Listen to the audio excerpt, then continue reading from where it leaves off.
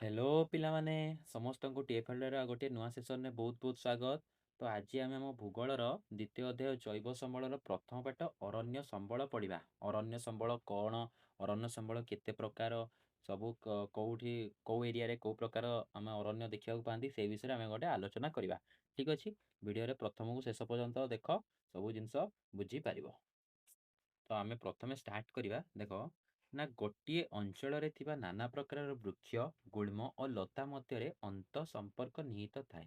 ତ କ'ଣ କହିଲା ନା, ଗୋଟିଏ ଅଞ୍ଚଳରେ ଯଦି କିଛି ବୃକ୍ଷ ରହୁଛନ୍ତି, କିଛି ଗୁଳ୍ମ ଜାତୀୟ ରହୁଛନ୍ତି ଏବଂ କିଛି ଲତା, ତାଙ୍କ ମଧ୍ୟରେ ଗୋଟିଏ ସମ୍ପର୍କ ରହିଛି। ସେଗୁଡ଼ିକ କେହି କାହାକୁ ବାଦ ଦେଇ ବଞ୍ଚିପାରିବେ ନାହିଁ। ତ କ'ଣ ହେଲା ନା, ଯେଉଁ ଗୋଟିଏ ଏରିଆରେ ବୃକ୍ଷ, ଗୁଳ୍ମ, ଲତା ରହିଛନ୍ତି, ପରସ୍ପର ମଧ୍ୟରେ ସେମାନେ ନିର୍ଭରଶୀଳ, କେହି କାହା ବିନା ବଞ୍ଚିପାରିବେ ନାହିଁ। ତ ସେଇ ଅଞ୍ଚଳର ବୃକ୍ଷଲତା, ଜୀବଜନ୍ତୁ, ବାୟୁମଣ୍ଡଳର ତାପ ଓ ଜଳର ଉପସ୍ଥିତି ଉପରେ ସେଗୁଡ଼ିକ ନିର୍ଭରଶୀଳ ହୋଇ ପଡ଼ିଥାନ୍ତି। ତ ତାପରେ କହିଲା କ'ଣ, ତ ସେଇ ଅଞ୍ଚଳରେ ଯେଉଁ ସବୁ ବୃକ୍ଷଲତା ରହିଛନ୍ତି, ଜୀବଜନ୍ତୁ ରହିଛନ୍ତି, ସେମାନେ ବାୟୁମଣ୍ଡଳର ତାପ ଏବଂ ଜଳର ଉପସ୍ଥିତି ଉପରେ ମଧ୍ୟ ନିର୍ଭରଶୀଳ ହୋଇ ପଡ଼ିଥାନ୍ତି।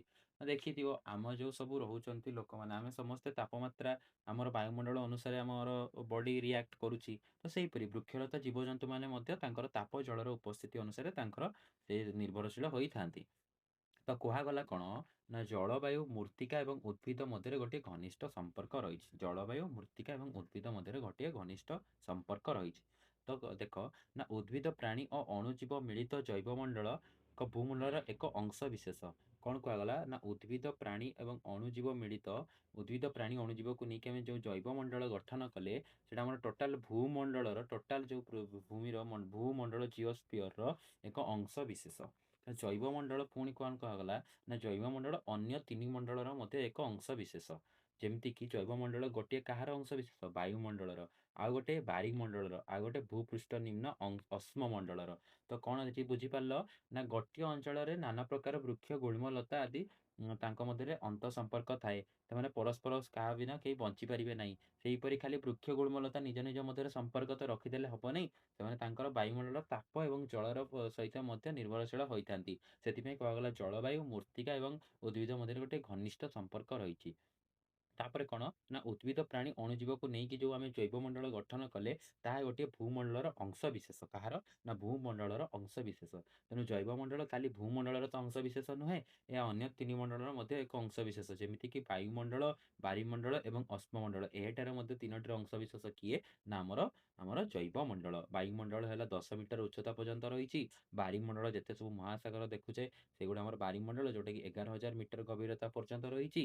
ଆଉ ଅଶ୍ମମଣ୍ଡଳ ଆମର 250 ମିଟର ଗଭୀରତା ପର୍ଯ୍ୟନ୍ତ ରହିଛି।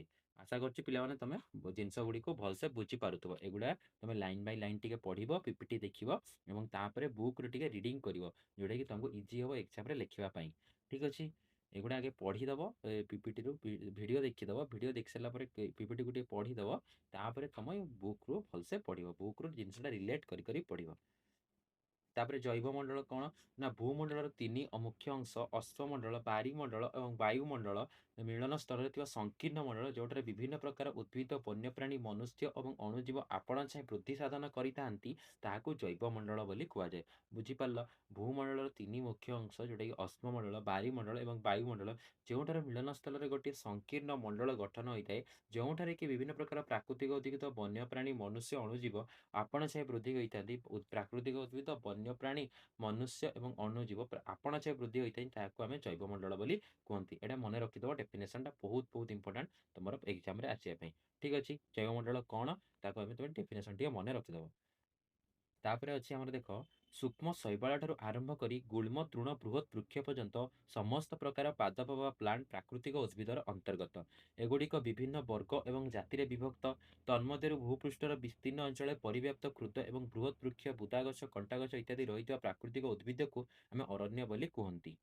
ତ କ'ଣ ହେଲା ନା, ସୂକ୍ଷ୍ମ ଶୈବାଳଠାରୁ ଆରମ୍ଭ କରି ଗୁଳ୍ମ, ତୃଣ, ବୃହତ୍ ବୃକ୍ଷ ପର୍ଯ୍ୟନ୍ତ ସମସ୍ତ ପ୍ରକାର ପ୍ଲାଣ୍ଟ ଆମର ପ୍ରାକୃତିକ ଉଦ୍ଭିଦରେ ଅନ୍ତର୍ଭୁକ୍ତ। ଯେମିତି ଶୈବାଳ ଯେଉଁ ସବୁ ନେଳି ପଡ଼ିଥାଏ, ଯେଉଁ ଶିଉଳି ପଡ଼ିଥାଏ, ସେଗୁଡ଼ିକୁ ଆମେ ଶୈବାଳ ବୋଲି କୁହନ୍ତି। ଗୁଳ୍ମ ତ ତମେ ଜାଣିଛ, ଗୁଳ୍ମ ଜାତୀୟ ଗଛ। ତାପରେ ତୃଣ ହେଲା ଆମର ଘାସ, ବୃହତ୍ ବଡ଼ ବଡ଼ ବୃକ୍ଷ ସମସ୍ତେ ଆମର ପ୍ରାକୃତିକ ଉଦ୍ଭିଦରେ ଅନ୍ତର୍ଗତ। ଏଗୁଡ଼ିକୁ ଆମେ ବିଭିନ୍ନ ବର୍ଗ ଏବଂ ଜାତିରେ ମଧ୍ୟ ବିଭକ୍ତ କରିଥାନ୍ତି। ତାହା ମଧ୍ୟରୁ ଭୂପୃଷ୍ଠର ବିସ୍ତୀର୍ଣ୍ଣ ଅଞ୍ଚଳରେ ପରିବ୍ୟାପ୍ତ କ୍ଷୁଦ୍ର ଏବଂ ବୃହତ୍ ବୃକ୍ଷ, ବୁଦା ଗଛ, କଣ୍ଟା ଗଛ ସବୁ ପ୍ରକାର ଆମେ ପ୍ରାକୃତିକ ଉଦ୍ଭିଦକୁ ନେଇକି ଆମେ ଗୋଟେ ଅରଣ୍ୟ ବୋଲି କୁହନ୍ତି। ବୁଝିପାରିଲ? ବିଭିନ୍ନ ପ୍ରକାର ଗଛର ସମ୍ମିଳନରେ ଯେଉଁ ପ୍ରାକୃତିକ ଉଦ୍ଭିଦ ବିଭିନ୍ନ ପ୍ରକାର ପ୍ରାକୃତିକ ଉଦ୍ଭିଦର ସମ୍ମିଳନରେ ଯେଉଁ ସବୁ ସୃଷ୍ଟି ହୁଏ ଯାହାକୁ ଆମେ ଅରଣ୍ୟ ବୋଲି କୁହନ୍ତି। ଏଥିରେ ବୃହତ୍ ଗଛ ରହିପାରିବ, କ୍ଷୁଦ୍ର ଗଛ ରହିପାରିବ, ବୁଦା ଗଛ ରହିପାରିବ, କଣ୍ଟା ଗଛ ମଧ୍ୟ ରହିପାରିବ। ଏହି ଅରଣ୍ୟର ପ୍ରାକୃତିକ ଉଦ୍ଭିଦ ଉପରେ ନିର୍ଭର କରି ବଞ୍ଚୁଥିବା ଅନେକ ପ୍ରକାର ପଶୁପକ୍ଷୀଙ୍କୁ ଆମେ ବନ୍ୟପ୍ରାଣୀ କୁହନ୍ତି। ଅରଣ୍ୟରେ ଆମେ ବହୁତ ପ୍ରକାର ବନ୍ୟପ୍ରାଣୀ ଦେଖନ୍ତି, ବହୁତ ପ୍ରକାର ପଶୁପକ୍ଷୀ ଦେଖନ୍ତି। ସେମାନେ ଫୁଲି ଡିପେଣ୍ଡେଣ୍ଟ କାହା ଉପରେ? ଫୁଲି ନିର୍ଭରଶୀଳ ଅରଣ୍ୟ ଉପରେ। ଅରଣ୍ୟରୁ ଖାଇବେ, ଅରଣ୍ୟ ହିଁ ତାଙ୍କ ଘର, ଅରଣ୍ୟରେ ହିଁ ତାଙ୍କର ବସବାସ, ଅରଣ୍ୟର ହିଁ ତାପମାତ୍ରା, ଅରଣ୍ୟରେ ହିଁ ବାୟୁମଣ୍ଡଳ ତାଙ୍କର ନିଶ୍ୱାସ ପ୍ରଶ୍ୱାସ ପାଇଁ ଉଚିତ। ତ ସେଥିପାଇଁ ଅରଣ୍ୟରେ ଯେଉଁ ସବୁ ପ୍ରାକୃତିକ ଉଦ୍ଭିଦ ଉପରେ ନିର୍ଭର କରି ବଞ୍ଚୁଥିବା ଅନେକ ପ୍ରକାର ପଶୁପକ୍ଷୀଙ୍କୁ ଆମେ ବନ୍ୟପ୍ରାଣୀ ବୋଲି କୁହନ୍ତି। ତେଣୁ ଅରଣ୍ୟ ଏବଂ ବନ୍ୟପ୍ରାଣୀ ପ୍ରକୃତିର ଏକ ବହୁମୂଲ୍ୟ ଅବଦାନ। ଏହା ଆମକୁ ପ୍ରକୃତିରୁ ମିଳିଛି। ଏହା ଆମକୁ ପ୍ରକୃତିରୁ ମିଳିଛି। ତ ସେଥିପାଇଁ ଏହାକୁ ଆମେ ଅକ୍ଷୟ ସମ୍ବଳ ବୋଲି କୁହାଯାଏ। ଯୋଉଟାକି ଆମର ବହୁତ ମୂଲ୍ୟ ଅବଦାନ ବା ଅକ୍ଷୟ ସମ୍ବଳ। ଯୋଉଟାକି କିଛି ଯଦି ଆମେ ତାକୁ ନଷ୍ଟ କରିଦେଉଛନ୍ତି ତାହା ବନେଇବା ପାଇଁ ବହୁତ କଷ୍ଟକର। ମେ ବି ମାନେ ବନେଇବା ବହୁତ କଷ୍ଟକର ଏବଂ ବହୁତ ଦୀର୍ଘ ସମୟ ପର୍ଯ୍ୟନ୍ତ ଏହା ମାନେ ତାକୁ ଆମେ ଫେରି ପାଇବା ବହୁତ କଷ୍ଟ। ତେଣୁ ପାଇଁ ଏହା ଆମର ଅକ୍ଷୟ ସମ୍ବଳ। ତ ଏହି ସମ୍ବଳ ପରିସଂସ୍ଥାରେ ଭାରସାମ୍ୟ ରକ୍ଷା କରିବା ସହିତ ପରିବେଶର ସ୍ୱଚ୍ଛତା ଆଣିଥାଏ। ଏହି ସମ୍ବଳଟି କ'ଣ କରେ? ଆମର ପରିସଂସ୍ଥାରେ ଭାରସାମ୍ୟ ରକ୍ଷା କରିବା ସହିତ ପରିବେଶରେ ସ୍ୱଚ୍ଛତା ଆଣିଥାଏ। ତାପରେ ଦେଖ ନା ମନୁଷ୍ୟ ବିନା ସାହାଯ୍ୟରେ ଭୂପୃଷ୍ଠରେ ଆପେ ଆପେ ଜନ୍ମି ବୃଦ୍ଧି ପାଇ ଏବଂ ମୃତ୍ୟୁ ଲାଭ କରୁଥିବା ବୃକ୍ଷଲତା, ତୃଣ ଓ ଗୁଳ୍ମ ଇତ୍ୟାଦିକୁ ପ୍ରାକୃତିକ ଉଦ୍ଭିଦ ବୋଲି କୁହାଯାଏ। ନା କ'ଣ କଲା? ମନୁଷ୍ୟ ବିନା ସାହାଯ୍ୟରେ ଭୂପୃଷ୍ଠରେ ଆପେ ଆପେ ଜନ୍ମି ବୃଦ୍ଧି ପାଇ ଏବଂ ମୃତ୍ୟୁ ଲାଭ କରୁଥିବା ବୃକ୍ଷଲତା, ତୃଣ, ଗୁଳ୍ମ ଇତ୍ୟାଦିକୁ ପ୍ରାକୃତିକ ଉଦ୍ଭିଦ ବୋଲି କୁହାଯାଏ। ଯେଉଁ ସବୁ ଭୂପୃଷ୍ଠରେ ମନୁଷ୍ୟ ବିନା ସାହାଯ୍ୟରେ ଯେଉଁ ସମସ୍ତ ଗଛ ଜନ୍ମ ହୋଇକି ବୃଦ୍ଧି ପାଇକି ତାଙ୍କେ ମୃତ୍ୟୁ ଲାଭ କରିଥାନ୍ତି, ସେହି ପ୍ରକାର ବୃକ୍ଷ, ଲତା, ତୃଣ ଏବଂ ଗୁଳ୍ମକୁ ଆମେ ପ୍ରାକୃତିକ ଉଦ୍ଭିଦ ବୋଲି କୁହନ୍ତି। ଏଇଟା ଇମ୍ପୋର୍ଟାଣ୍ଟ, ଏଇଟା ଟିକେ ମନେ ରଖିବ। ଠିକ୍ ଅଛି, ଏଇଟା ମନେ ରଖିଦେଲ, ବୁଝିଲ। ଆମେ ଅରଣ୍ୟ କାହାକୁ କୁହାଗଲା, ଅରଣ୍ୟଟା ମନେ ରଖିଲ। ତାପରେ ଆମର ଅରଣ୍ୟ ଏବଂ ବନ୍ୟପ୍ରାଣୀ କ'ଣ? ଅରଣ୍ୟ ବନ୍ୟପ୍ରାଣୀ ମାନେ ସମ୍ପର୍କଟା ବୁଝିଲ। ତାକୁ ଆମେ ଅକ୍ଷୟ ସମ୍ବଳ ବୋଲି କୁହାଯାଏ। ଏହି ସମ୍ବଳ ପରିସଂସ୍ଥାରେ ଭାରସାମ୍ୟ ରକ୍ଷା କରିବା ସହିତ ପରିବେଶର ସ୍ୱଚ୍ଛତା ଆଣିଥାଏ। ତାପରେ ଏଇ ମନୁଷ୍ୟର ବିନା ସାହାଯ୍ୟରେ ଯେମିତି ଆମର ମାନେ କ'ଣ ଯେଉଁ ଗଛ ଗୁଡ଼ିକ ଯେଉଁ ଗଛ, ବୃକ୍ଷ, ଲତା ଆଦି ଜନ୍ମ ହୋଇ ବୃଦ୍ଧି ପାଇ ମୃତ୍ୟୁ ଲାଭ କରିଥାନ୍ତି ତାକୁ ଆମେ ପ୍ରାକୃତିକ ଉଦ୍ଭିଦ ବୋଲି କୁହନ୍ତି। ବୁଝିପାରିଲ ପିଲାମାନେ? ନେକ୍ସଟ ଦେଖିବା। ତାପରେ ଏବେ ଦେଖ ନା ପ୍ରାଚୀନ କାଳରେ ଅର୍ଥାତ୍ ଆଜିକୁ 4ରୁ 5,000 ବର୍ଷ ପୂର୍ବେ ଭାରତରେ ବିଭିନ୍ନ ଅଞ୍ଚଳ ଘଞ୍ଚ ଅରଣ୍ୟରେ ଆଚ୍ଛାଦିତ ଥିଲା। ମାତ୍ର କ୍ରମଶଃ ଜନସଂଖ୍ୟା ବୃଦ୍ଧି ଏବଂ ଅର୍ଥନୈତିକ ପ୍ରଗତି ଯୋଗୁଁ ବହୁ ମାତ୍ରାରେ ଅରଣ୍ୟ ଅଞ୍ଚଳ କ୍ଷୟ ହୋଇଯାଇଛି, ଯାହାକି ଏବେ ଭାରତରେ ସମୁଦାୟ ଆୟତନର ଶତକଡ଼ା ପ୍ରାୟ 22.5 ଭାଗରେ ହିଁ ସୀମିତ ରହିଯାଇଛି।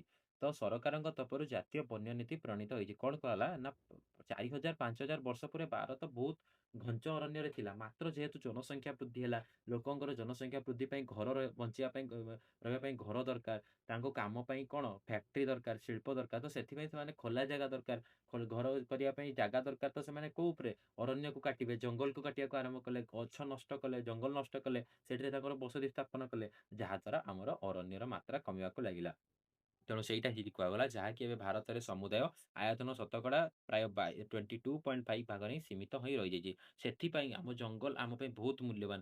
ଆମ ଅରଣ୍ୟ ଆମ ପାଇଁ ବହୁତ ମୂଲ୍ୟବାନ। ଗଛ ଅଛି ବୋଲି ଆମେ ମନୁଷ୍ୟ ଜାତି ବଞ୍ଚିପାରିଛେ। ସେ ସବୁ କଥା ତ ତମେ ଜାଣିଛ। ବୃକ୍ଷ ଆମ ପାଇଁ କେତେ ଇମ୍ପୋର୍ଟାଣ୍ଟ, ଅରଣ୍ୟ ଆମ ପାଇଁ କେତେ ଇମ୍ପୋର୍ଟାଣ୍ଟ। ତ ସେଥିପାଇଁ ସରକାର ତାଙ୍କ ତରଫରୁ ଜାତୀୟ ବନ୍ୟ ନୀତି ପ୍ରଣୟନ କଲେ, ଯେଉଁଥିରେ କି କେମିତି ଆମେ ଆମର ଅରଣ୍ୟ କ୍ଷୟକୁ ରୋକିପାରିବା, ଅରଣ୍ୟ ଯେତିକି ମାତ୍ରାରେ ନଷ୍ଟ ହେଉଛି ତା ପାଇଁ ଆମେ କେମିତି ଏମିତି ନିୟମ କରିବା ଯେଉଁଥିରେ ଅରଣ୍ୟ କ୍ଷୟ ରୋକିପାରିବା, ଲୋକମାନେ ଅରଣ୍ୟ ପ୍ରତି ସଚେତନ ହୋଇପାରିବେ, ତାର ଗୁରୁତ୍ୱ ଆମ ଜୀବନ ପ୍ରତି କେତେ ଯେ ମୂଲ୍ୟବାନ ସେସବୁ ଜାଣିପାରିବେ। ସେଥିପାଇଁ ସରକାର ଜାତୀୟ ବନ୍ୟ ନୀତି ପ୍ରଣୟନ କଲେ। ତାପରେ ଦେଖ, ତୁମେ ଜାଣିଛ କିରେ କ'ଣ ଲେଖା ହେଲା ନା ଜୈବମଣ୍ଡଳରେ ଥିବା ସମସ୍ତ ଉଦ୍ଭିଦ, ପ୍ରାଣୀ ଓ ଅଣୁଜୀବ ବଞ୍ଚି ରହିବା ପାଇଁ ପରସ୍ପର ସହିତ ସମ୍ପୃକ୍ତ ଏବଂ ନିର୍ଭରଶୀଳ। ଜୈବମଣ୍ଡଳରେ ତମେ ଜାଣିଛ ସମସ୍ତ ଉଦ୍ଭିଦ, ପ୍ରାଣୀ, ଅଣୁଜୀବ ବଞ୍ଚି ରହିବା ପାଇଁ ପରସ୍ପର ସହିତ ସମ୍ପୃକ୍ତ ଏବଂ ନିର୍ଭରଶୀଳ। ପରସ୍ପର ସହିତ ସେମାନେ ନିର୍ଭରଶୀଳ ନହେଲେ କେହି କାହା ବିନା ବଞ୍ଚିପାରିବେ ନାହିଁ। ସେଥିପାଇଁ ଉଦ୍ଭିଦ, ପ୍ରାଣୀ, ଅଣୁଜୀବ ପରସ୍ପର ସହିତ ନିର୍ଭରଶୀଳ। ଏହି ନିର୍ଭରଶୀଳ ବ୍ୟବସ୍ଥାକୁ ପରିସଂସ୍ଥା ବୋଲି କୁହାଯାଏ। ନିର୍ଭରଶୀଳ ବ୍ୟବସ୍ଥାକୁ ପରିସଂସ୍ଥା ବୋଲି କୁହାଯାଏ। ବୁଝିପାରିଲ? ନେକ୍ସଟ ଦେଖିବା। ତାପରେ ଆମର ଭାରତର ଜାତୀୟ ଅରଣ୍ୟ ନୀତି। ଜାତୀୟ ଅରଣ୍ୟ ନୀତି ସରକାର ପ୍ରଣୟନ କଲେ। କାହିଁକି ପ୍ରଣୟନ କଲେ ବୁଝିପାରିଲ? ଏବେ ଦେଖିବା ଆମର ଜାତୀୟ ଅରଣ୍ୟ ନୀତି 1952, 1988 ଏବଂ 2018 ଅନୁସାରେ ମନୁଷ୍ୟର ଜୀବନ ଧାରଣ ପ୍ରଣାଳୀରେ ଅରଣ୍ୟର ଭୂମିକା ଅତ୍ୟନ୍ତ ଗୁରୁତ୍ୱପୂର୍ଣ୍ଣ। ଏହି ସମ୍ବଳ ପରିବେଶ ଏବଂ ପରିସଂସ୍ଥାର ସନ୍ତୁଳନ ରକ୍ଷା କରିବା ସହିତ ମନୁଷ୍ୟ ଏବଂ ବନ୍ୟପ୍ରାଣୀଙ୍କର ବଞ୍ଚି ରହିବା ପାଇଁ ଆବଶ୍ୟକୀୟ ଉପାଦାନ ଯୋଗାଇଥାଏ।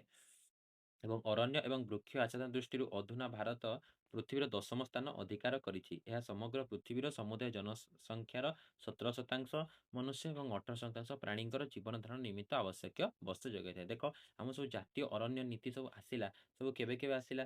ସବୁ ଆମର 1952, 1988 ଏବଂ 2018 ଏହି ସବୁ ଅନୁସାରେ ଆମର ଜୀବନ ଧାରଣ ସବୁ ଅନୁସାରେ ଜାତୀୟ ଅରଣ୍ୟ ନୀତି ପ୍ରଣୟନ କଲା। ଏହି ସମ୍ବଳ ପରିବେଶ ଏବଂ ସଂସ୍ଥାର ସନ୍ତୁଳନ ରକ୍ଷା କରିବା ସହିତ ମନୁଷ୍ୟ ଏବଂ ବନ୍ୟପ୍ରାଣୀଙ୍କର ବଞ୍ଚି ରହିବା ପାଇଁ ଆବଶ୍ୟକ ଉପାଦାନ ଯୋଗାଇଥାଏ। ତ ଆମର ସମ୍ବଳ ଯେ କ'ଣ ପରିସଂସ୍ଥାର ସନ୍ତୁଳନ ରକ୍ଷା କରିବା ସହିତ ମନୁଷ୍ୟ ପ୍ରାଣୀମାନଙ୍କର ବଞ୍ଚି ରହିବା ପାଇଁ ନୀତିଦିନିଆ ଜିନିଷ ସବୁ ଆମେ ଆମର ଅରଣ୍ୟରୁ ହିଁ ପାଇଥାଉ। ତେଣୁ ଅରଣ୍ୟ ଏବଂ ବୃକ୍ଷ ଆଚ୍ଛାଦନ ଦୃଷ୍ଟିରୁ ଅଧୁନା ଭାରତ ପୃଥିବୀର 10ମ ସ୍ଥାନ ଅଧିକାର କରିଛି। ଅରଣ୍ୟ ଏବଂ ବୃକ୍ଷ ଆଚ୍ଛାଦନ ଦୃଷ୍ଟିରୁ ଭାରତ ଆମ ପୃଥିବୀର 10ମ ସ୍ଥାନ ଅଧିକାର କରିଛି। କ'ଣ ନା ପୃଥିବୀ ଆମର 10ମ ସ୍ଥାନ ଅଧିକାର କରିଛି ଭାରତ ଅରଣ୍ୟ ଏବଂ ବୃକ୍ଷ ଆଚ୍ଛାଦନ ଦୃଷ୍ଟିରୁ। ଏହା ସମଗ୍ର ପୃଥିବୀ ସମୁଦାୟ ଜନସଂଖ୍ୟାର 17% ମନୁଷ୍ୟ ଏବଂ 18% ପ୍ରାଣୀଙ୍କର ଜୀବନ ଧାରଣ ନିମିତ୍ତ ଆବଶ୍ୟକ ବସ୍ତୁ ଯୋଗାଇଥାଏ। ଯେତିକି ଆମ ଭାରତରେ ଅରଣ୍ୟ ରହିଛି ଏବଂ ପୃଥିବୀରେ ଯେତିକି ସବୁ ଜନସଂଖ୍ୟା ରହିଛନ୍ତି ତାର 17% ମନୁଷ୍ୟମାନଙ୍କ ପାଇଁ ଏବଂ 18% ପ୍ରାଣୀଙ୍କର ଜୀବନ ଧାରଣ ନିମିତ୍ତ ଆବଶ୍ୟକ ବସ୍ତୁ ଯୋଗାଇଥାଏ। 18% ଆମର ଜୀବନ ଧାରଣ ନିମିତ୍ତ ବସ୍ତୁ ଯୋଗାଇଥାଏ କାହା ପାଇଁ? ପ୍ରାଣୀଙ୍କର ପାଇଁ, 17% ମନୁଷ୍ୟମାନଙ୍କ ପାଇଁ। ଆଉ କେତେ ଶତକଡ଼ା କେତେ ଭାଗ ଅରଣ୍ୟ ଆମ କେତେତମ ସ୍ଥାନରେ ରହିଛି? ନା ପୃଥିବୀର 10ମ ସ୍ଥାନରେ ଆମର ଭାରତ ରହିଛି। ବୁଝିପାରିଲ? ଏଗୁଡ଼ା ଟିକେ କନସେପ୍ଟ ଫ୍ୟାକ୍ଚୁଆଲ ବେସ୍, ଏଗୁଡ଼ା ତମେ ଟିକେ ମନେ ରଖିଦବ। ଠିକ୍ ଅଛି। ତାପରେ ଦେଖ, ଯେଉଁ ଅଞ୍ଚଳରେ ଅତ୍ୟଧିକ ବୃଷ୍ଟିପାତ ହୁଏ ସେଠାରେ ବଡ଼ ବଡ଼ ଗଛ ଥିବା ଘନ ଅରଣ୍ୟ ଦେଖାଯାଏ। ଏଟା ତମେ ସବୁମାନେ ଜାଣିଛ। ଯେଉଁଠି ଅଧିକ ବୃଷ୍ଟିପାତ ସେଇଠାରେ ଅଧିକ ପାଣିର ମାତ୍ରା, ସେଇଠାରେ ମୂର୍ତ୍ତିକା ଅଧିକ ଫର୍ଟାଇଲ୍ ବା ଅଧିକ ମାନେ କ'ଣ ଉର୍ବର, ତ ସେଠାରେ ଗଛ ଜଲ୍ଦି ଲଗେଇବ। ଗଛ ଯଦି ବଢ଼ୁଛି, ଗଛ ଯଦି ଗ୍ରୋ ହେବ, ଗଛ ବୃଦ୍ଧି ଅଧିକ ହେବ, ତାର ପତ୍ରମାନେ ମଧ୍ୟ ଅତ୍ୟନ୍ତ ସବୁଜ ହେବେ। ସେଠାରେ ତାଙ୍କର ଆଲୋକ ଶୋଷଣ ପ୍ରକ୍ରିୟା ମଧ୍ୟ ଭଲ ହେବ। ତ ସେଥିପାଇଁ କୁହାଗଲା ନା ଯେଉଁ ଅଞ୍ଚଳରେ ଅତ୍ୟଧିକ ବୃଷ୍ଟିପାତ ହୁଏ ସେଠାରେ ବଡ଼ ବଡ଼ ଗଛ ଥିବା ଘନ ଅରଣ୍ୟ ଦେଖାଯାଏ। ଯେଉଁ ଅଞ୍ଚଳରେ ଅଧିକ ବୃଷ୍ଟିପାତ ହୁଏ ନାହିଁ ଏବଂ ବର୍ଷର ଅଧିକାଂଶ ସମୟ ଶୁଷ୍କ ରହେ ସେଠାରେ ଘନ ଅରଣ୍ୟ ଦେଖାଯାଏ ନାହିଁ। ତ ବୃଷ୍ଟିପାତ କମ୍ ହେଲେ ତାଠାରୁ ଅଳ୍ପ ଥିବା ଅଞ୍ଚଳରେ ଗୁଳ୍ମ ଜାତୀୟ ବନ, ଆଉ ତାଠାରୁ କମ୍ ବୃଷ୍ଟିପାତ ହେଲେ ତୃଣ ବା ଘାସ ଏବଂ ଆଦୌ ବୃଷ୍ଟିପାତ ନହେଲେ ମରୁଭୂମି ସୃଷ୍ଟି ହୋଇଥାଏ। ତ ପିଲାମାନେ ତମେ ବୁଝିପାରୁଛ, ଦେଖ ଯେଉଁଠାରେ ଅଧିକ ବୃଷ୍ଟିପାତ ହେଉଛି ତ ସେଠାରେ ସିମ୍ପୁଲ ଅଧିକ ଅରଣ୍ୟ ଦେଖାଯିବ, କିନ୍ତୁ ତାଠାରୁ ଯେଉଁଠି କମ୍ ବୃଷ୍ଟିପାତ ହେଉଛି ଏବଂ ବର୍ଷର ଟିକେ କମ୍ ହେଲେ ତାଠାରୁ କ'ଣ ଗୁଳ୍ମ ଜାତୀୟ ବନ, ତାଠାରୁ ଆଉ ଟିକେ କମ୍ ହେଲେ କ'ଣ ତୃଣ ବା ଘାସ ଏବଂ ଆଦୌ ବୃଷ୍ଟିପାତ ନହେଲେ ମରୁଭୂମି। ଏଟା ସିମ୍ପୁଲ ଜିନିଷ ତମେ ମାନେ ରିଲେଟ୍ କରିପାରୁଛ। ତ ଠିକ୍ ସେହିପରି ଜଳବାୟୁ ଅବସ୍ଥା ଗୁଡ଼ିକରେ ପରିବର୍ତ୍ତନ ହେବା ସଙ୍ଗେ ସଙ୍ଗେ ଆମର ପ୍ରାକୃତିକ ଉଦ୍ଭିଦର ମଧ୍ୟ ପରିବର୍ତ୍ତନ ଦେଖାଯାଏ। ଏଇଟା ମନେ ରଖ, ଜଳବାୟୁର ଅବସ୍ଥା ମୁଖ୍ୟତଃ ଆମର ପ୍ରାକୃତିକ ଉଦ୍ଭିଦ ବା ଅରଣ୍ୟର ସହିତ ନିର୍ଭରଶୀଳ। ଜଳବାୟୁ ଯେମିତି ବ୍ୟବହାର ଦେଖେଇବ ଆମର ସେମିତି ପ୍ରାକୃତିକ ଉଦ୍ଭିଦ ବା ଅରଣ୍ୟମାନେ ତାଙ୍କର ପରିବର୍ତ୍ତନ ଦେଖେଇବେ। ବୁଝିପାରିଲ? ତ ଦେଖ, କେତେକ ଅଞ୍ଚଳରେ ଉଦ୍ଭିଦ ଗୁଡ଼ିକ ପ୍ରାୟତଃ ବର୍ଷର ସବୁବେଳେ ସବୁଜ ଥାନ୍ତି, ଆଉ କେତେକ ଗଛର ପତ୍ର ଶୀତ ଏବଂ ଗ୍ରୀଷ୍ମ ଋତୁରେ ଝଡ଼ିଯାଏ। ମାତ୍ର ଅନେକ ଗଛର ପତ୍ର ଗୁଡ଼ିକ ଝଡ଼ି ନଥାଏ ବା ଚିରହରିତ ହୋଇଥାଏ। ଦେଖ, କେତେକ ଅଞ୍ଚଳର ଉଦ୍ଭିଦ ଗୁଡ଼ିକ ପ୍ରାୟତଃ ବର୍ଷର ସବୁବେଳେ ସବୁଜ ଥାନ୍ତି, ଆଉ କେତେକ ଗଛ ଆମର ଯେମିତି ପତ୍ର ଝଡ଼ା ଦେଇଥାନ୍ତି ଶୀତ ଗ୍ରୀଷ୍ମ ଋତୁରେ। ତ ସେଇଟା ହେଲା କୁହାଗଲା। କେତେକ ପତ୍ର କ'ଣ ବର୍ଷ ସାରା ଝଡ଼ନ୍ତିନି, ସବୁବେଳେ ସବୁଜ ଥାନ୍ତି, କିନ୍ତୁ ଏମିତି କିଛି ପତ୍ର ରହିଛନ୍ତି ଯେଉଁଟାକି ବର୍ଷର ଗୋଟେ ନିର୍ଦ୍ଦିଷ୍ଟ ଋତୁ ବା ନିର୍ଦ୍ଦିଷ୍ଟ ସମୟରେ ସେମାନେ ତାଙ୍କର ପତ୍ର ଝଡ଼ା ଦେଇ ନୂତନ ପତ୍ର ଗ୍ରହଣ କରିଥାନ୍ତି। ତ ତାପରେ ଲେଖା ହେଲା କ'ଣ ନା ସେହିପରି ଅରଣ୍ୟରେ କେତେକ ଉଦ୍ଭିଦ ସ୍ଥାନୀୟ, ଯାହା ପ୍ରାଚୀନ କାଳରୁ ପ୍ରାକୃତିକ ଉଦ୍ଭିଦର ଅଂଶ ବିଶେଷ ଭାବରେ ଭାରତରେ ରହିଆସିଛି, ଆଉ କେତେକ ବିଦେଶୀ ଉଦ୍ଭିଦ ରହିଛନ୍ତି ଯାହାକି ଅନ୍ୟ ଦେଶରୁ ଭାରତକୁ ଆସିଛି। ତ କ'ଣ କୁହାଗଲା ନା ଦେଖ, ଅରଣ୍ୟରେ କେତେକ ଉଦ୍ଭିଦ ସ୍ଥାନୀୟ ବା ଲୋକାଲ ଆମେ କହିପାରିବା ଏଣ୍ଡେମିକ୍, ଯେଉଁଗୁଡ଼ାକି ପ୍ରାଚୀନ କାଳର ହିଁ ପୂର୍ବ କାଳର ହିଁ ପ୍ରାକୃତିକ ଉଦ୍ଭିଦର ଅଂଶ ବିଶେଷ ଭାବରେ ଭାରତର ହିଁ ରହିଆସିଛି। ପ୍ରାଚୀନ କାଳରୁ ପ୍ରାକୃତିକ ଉଦ୍ଭିଦର ଅଂଶ ବିଶେଷ ଭାବରେ ଆମ ଭାରତରେ ରହିଆସିଛି, ଆଉ କେତେକ ଏମିତି ବିଦେଶୀ ରହିଛନ୍ତି ଯାହାକି ଆମ ଭାରତକୁ ଅନ୍ୟ ଦେଶରୁ ଆସିଅଛି। ବୁଝିପାରିଲ? ସ୍ଥାନୀୟ ଆଉ ବିଦେଶୀ କ'ଣ ବୁଝିପାରିଲ? ତାପରେ ଦେଖ, ବିଦେଶୀ ଉଦ୍ଭିଦ ମୁଖ୍ୟତଃ ଦୁଇ ପ୍ରକାରର, ଗୋଟିଏ ହେଲା ବୋରିଅଲ ଆଉ ଗୋଟେ ହେଲା ଉଷ୍ମମଣ୍ଡଳୀୟ। ବୋରିଅଲ କ'ଣ ନା ଏଗୁଡ଼ିକ ବିଶେଷତଃ ତୃଣଭୂମି ଏବଂ ଅଳ୍ପ ଉଚ୍ଚତା ବିଶିଷ୍ଟ ଗଛ ଏବଂ ଏହା ହିମାଳୟ ଏବଂ ଉଚ୍ଚ ପାର୍ବତ୍ୟ ଶ୍ରେଣୀରେ ଦେଖାଯାଏ, ଯାହା ଚୀନ ଏବଂ ମଧ୍ୟ ଏସିଆ ଅଞ୍ଚଳରୁ ଆସିଛି। ଦେଖ, ଯେଉଁ ଆମର ଉଦ୍ଭିଦ ଗୁଡ଼ିକ ବାହାର ଦେଶରୁ ଆସିଛନ୍ତି ସେଗୁଡ଼ିକ ଆମେ କ'ଣ କହିଲେ ନା ଆମର ବିଦେଶୀ ଉଦ୍ଭିଦ ବୋଲି କହିଲେ। ଆରଟା ଆମର ଯେଉଁଗୁଡ଼ା ଦେଶରେ ରହିଛନ୍ତି ଏଗୁଡ଼ାକ ଆମର ପ୍ରାଚୀନ କାଳରୁ ପ୍ରାକୃତିକ ଉଦ୍ଭିଦର ଅଂଶ ବିଶେଷ, ତାକୁ ଆମେ ସ୍ଥାନୀୟ ଉଦ୍ଭିଦ ବୋଲି କହିଲେ। ଦେଖ ସେମିତି ବିଦେଶୀ ଉଦ୍ଭିଦକୁ ପୁଣି ଦୁଇ ଭାଗରେ ବିଭକ୍ତ କରାଗଲା, ବୋରିଅଲ ଏବଂ ଉଷ୍ମମଣ୍ଡଳୀୟ। ବୋରିଆଲ ଉଦ୍ଭିଦ କାହାକୁ କୁହାଗଲା ନା ଯେଉଁଗୁଡ଼ିକ ବିଶେଷ ତୃଣଭୂମି ଏବଂ ଅଳ୍ପ ଉଚ୍ଚତା ବିଶିଷ୍ଟ ଗଛ ଏବଂ ଏହା ହିମାଳୟ ଏବଂ ଉଚ୍ଚ ପାର୍ବତ୍ୟ ଶ୍ରେଣୀରେ ଦେଖାଯାଏ, ଯାହାକି ଚୀନ ମଧ୍ୟ ଏସିଆ ଅଞ୍ଚଳରୁ ଆସିଛି। ଯେଉଁଗୁଡ଼ିକ ଚୀନ ଏପଟ ଅଞ୍ଚଳରୁ ଆସିଛି, ଯେଉଁଟା ହିମାଳୟ ତା ପାର୍ବତ୍ୟ ଶ୍ରେଣୀରେ ଦେଖାଯାଏ, ତାହା ବିଶେଷ ତୃଣଭୂମି ଅଳ୍ପ ଉଚ୍ଚତା ବିଶିଷ୍ଟ, ବେଶୀ ଉଚ୍ଚତା ତାଙ୍କର ନଥାଏ, ସେଗୁଡ଼ିକୁ ଆମେ ବୋରିଅଲ ଉଦ୍ଭିଦ ବୋଲି କୁହାଯାଏ। କିନ୍ତୁ ଉଷ୍ମମଣ୍ଡଳୀୟ କ'ଣ ନା ଯେଉଁ ଉଦ୍ଭିଦ ଗୁଡ଼ିକ ଆଫ୍ରିକା ମହାଦେଶରୁ ଇଣ୍ଡୋନେସିଆ ମାଲେସିଆ ଅଞ୍ଚଳରୁ ଆସିଛି, ତାହାକୁ ଆମେ କ'ଣ କହୁଛନ୍ତି, ତାହାକୁ ଆମେ ଆମର ଉଷ୍ମମଣ୍ଡଳୀୟ ଉଦ୍ଭିଦ ବୋଲି କହୁଛନ୍ତି। ତ ମନେ ରଖିଦେବ, ଆମର ବିଦେଶୀ ଉଦ୍ଭିଦ ଦୁଇ ପ୍ରକାର, ବୋରିଆଲ ଉଦ୍ଭିଦ ଏବଂ ଉଷ୍ମମଣ୍ଡଳୀୟ। ବୋରିଆଲ ମାନେ ସବୁ କେଉଁଠୁ ଚୀନ ଏବଂ ମଧ୍ୟ ଏସିଆ ଅଞ୍ଚଳରୁ ଆସିଅଛନ୍ତି ଏବଂ ଉଷ୍ମମଣ୍ଡଳୀୟ ଆମର ଆଫ୍ରିକା ମହାଦେଶ ଇଣ୍ଡୋନେସିଆ ମାଲେସିଆରୁ ଆସିଛି। ଠିକ୍ ଅଛି, ବୁଝିପାରିଲ? ତେବେ ଏବେ ଦେଖିବା ଅରଣ୍ୟର ପ୍ରକାରଭେଦ ଏବଂ ବିତରଣ। ତ ଏଇଟା ଟିକେ ଇମ୍ପୋର୍ଟାଣ୍ଟଟା, ମନେ ରଖିଦେବ ପିଲାମାନେ। ଦେଖ ଅରଣ୍ୟର ପ୍ରକାରଭେଦ ଏବଂ ବିତରଣରେ କ'ଣ କହୁଛି, ଭାରତବର୍ଷ ଏକ ବିଶାଳ ଦେଶ, ଏହାର ସବୁ ସ୍ଥାନରେ ସମାନ ପ୍ରକାର ତାପମାତ୍ରା ଏବଂ ବୃଷ୍ଟିପାତ ଅନୁଭୂତ ହୁଏ ନାହିଁ। ସବୁ ସ୍ଥାନରେ ମଧ୍ୟ ମୃତ୍ତିକା ସମାନ ନାହିଁ। ତ କେଉଁଠାରେ ହିମଭୂମି ତ କେଉଁଠାରେ ମରୁଭୂମି, କେଉଁଠାରେ ଅଧିକ ବର୍ଷା ହେଉଛି ତ କେଉଁଠାରେ କମ୍ ବର୍ଷା ହେଉଛି, କେଉଁଠାରେ ଅଧିକ ଖରା ହେଉଛି କେଉଁଠାରେ କମ୍ ଖରା ହେଉଛି। ତ ସବୁ ଅଞ୍ଚଳର ସବୁ ସ୍ଥାନର ତାପମାତ୍ରା ଏବଂ ବୃଷ୍ଟିପାତ ସମାନ ଆମକୁ ଅନୁଭୂତ ହୁଏ ନାହିଁ। ତ ସମୁଦ୍ର ଉପକୂଳବର୍ତ୍ତୀ ଅଞ୍ଚଳରେ ସମଭାବାପନ୍ନ ସାମୁଦ୍ରିକ ଜଳବାୟୁ ଏବଂ ଆଭ୍ୟନ୍ତରୀଣ ଅଞ୍ଚଳରେ ଚରମ ଭାବାପନ୍ନ ମହାଦେଶୀୟ ଜଳବାୟୁ ଦେଖାଯାଏ। ତ ଦେଖ ସମୁଦ୍ର ଅଞ୍ଚଳରେ ଆମର ସାମୁଦ୍ରିକ ଜଳବାୟୁ ଏବଂ ଆଭ୍ୟନ୍ତରୀଣ ଅଞ୍ଚଳରେ ଆମର ମହାଦେଶୀୟ ଜଳବାୟୁ ଦେଖାଯାଏ। ତେଣୁ ଭାରତର ବିଭିନ୍ନ ଅଞ୍ଚଳରେ ଭିନ୍ନ ଭିନ୍ନ ପ୍ରକାର ଅରଣ୍ୟ ଦେଖାଯାଏ। ତ ଦେଖ ଆମର ଜଳବାୟୁ ଅନୁସାରେ ଆମର ଅରଣ୍ୟ ବିଭିନ୍ନ ପ୍ରକାରର ବିଭିନ୍ନ ଜଳବାୟୁ ଆମେ ପାଇଥାଉ। ତ ଜଳବାୟୁ ଅନୁସାରେ ଆମର ବିଭିନ୍ନ ପ୍ରକାର ଅରଣ୍ୟ ମଧ୍ୟ ରହିଛି। ଆମେ ଆଗକୁ ପଢ଼ିବା। ତ ଭାରତରେ ରାଜ୍ୟମାନଙ୍କରେ ଅରଣ୍ୟ ବିତରଣକୁ ସହଜରେ ବୁଝିବା ପାଇଁ ନିମ୍ନରେ ଦିଆଗଲା। ଦେଖ ସର୍ବାଧିକ ଅରଣ୍ୟ ଥିବା ରାଜ୍ୟ ମଧ୍ୟରେ ପ୍ରଥମେ ହେଲା ମଧ୍ୟପ୍ରଦେଶ, ଅରୁଣାଚଳ ପ୍ରଦେଶ ଏବଂ ଛତିଶଗଡ଼। ଏଗୁଡ଼ିକ ଆମର ଅତ୍ୟଧିକ ଅରଣ୍ୟ ରହିଛି, ମଧ୍ୟପ୍ରଦେଶ, ଛତିଶଗଡ଼, ଅରୁଣାଚଳ ପ୍ରଦେଶ।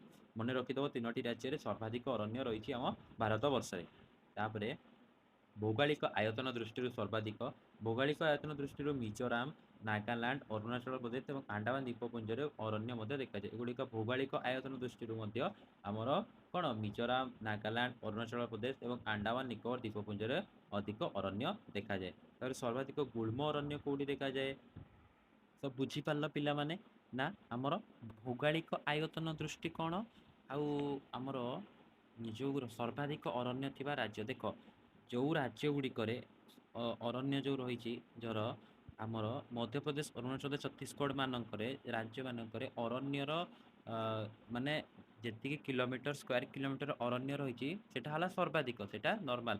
ଯଦି ଆମର ମଧ୍ୟପ୍ରଦେଶରେ 100 କିଲୋମିଟର ଅରଣ୍ୟ ରହିଛି, 200 କିଲୋମିଟର ଅରଣ୍ୟ ରହିଛି, ତ ସେଗୁଡ଼ିକ ତାଙ୍କର ସ୍କୋୟାର କିଲୋମିଟର, ଯାହାର ଅଧିକ ସ୍କୋୟାର କିଲୋମିଟର ଅରଣ୍ୟ ରହିଛି ଏରିଆ, ସେଟା ଆମର ସର୍ବାଧିକ ଅରଣ୍ୟ ଥିବା ରାଜ୍ୟରେ କୁହାଗଲା।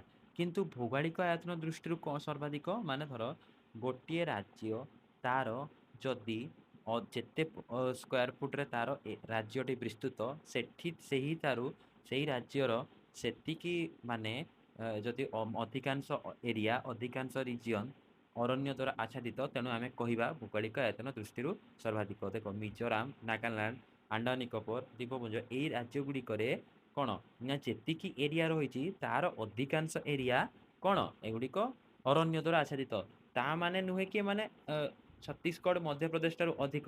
ଏମାନେ ତାଙ୍କ ନିଜ ରାଜ୍ୟର ଯେତିକି ଏରିଆ ରହିଛି, ସେ ଏରିଆର ସେଠାରେ ତାଙ୍କର ଅଧିକ ମାତ୍ରାରେ ତାଙ୍କର ରହିଛି କ'ଣ ଆମର ଅରଣ୍ୟ। କିନ୍ତୁ ଛତିଶଗଡ଼, ମଧ୍ୟପ୍ରଦେଶରେ ସେମାନେ ତାଙ୍କର କେତେ ମାତ୍ରାରେ ଅରଣ୍ୟ ରହିଛି ସେଇ ଅନୁସାରେ ତାଙ୍କୁ କ୍ଲାସିଫାଇ କରାଯାଇଛି। କିନ୍ତୁ ଏଇଟା ଯେଉଁ ଭୌଗୋଳିକ ଆୟତନ ମାନେ ଯେଉଁ ରାଜ୍ୟଗୁଡ଼ିକର ଦିଆଯିବ, ଯେଉଁ ରାଜ୍ୟଗୁଡ଼ିକ ତାଙ୍କର ଆୟତନ ଅନୁସାରେ ଅଧିକ ଅରଣ୍ୟ ଅଧିକ ଅରଣ୍ୟ ଜାଗା କଭର କରିଛନ୍ତି, ସେଗୁଡ଼ିକ ହେଲା ଭୌଗୋଳିକ ଆୟତନ ଦୃଷ୍ଟିରୁ। ବୁଝିପାରିଲ? ଧର ଏମିତି କହିବା, ଆମର ଧର 100 କିଲୋମିଟର ହେଉଛି ଆମର ମଧ୍ୟପ୍ରଦେଶ ରାଜ୍ୟଟି। 100 କିଲୋମିଟର ମଧ୍ୟପ୍ରଦେଶ ରାଜ୍ୟଟି, ଯେଉଁଠାରୁ କି ଆମର କ'ଣ ନା 50 କିଲୋମିଟର ରହିଛି ଅରଣ୍ୟ ରହିଛି। ତ ସେଥିପାଇଁ ସେଟା ସବୁଠାରୁ ହାଇଏଷ୍ଟ ବୋଲି ଆମେ କହିଲେ ହେଲା।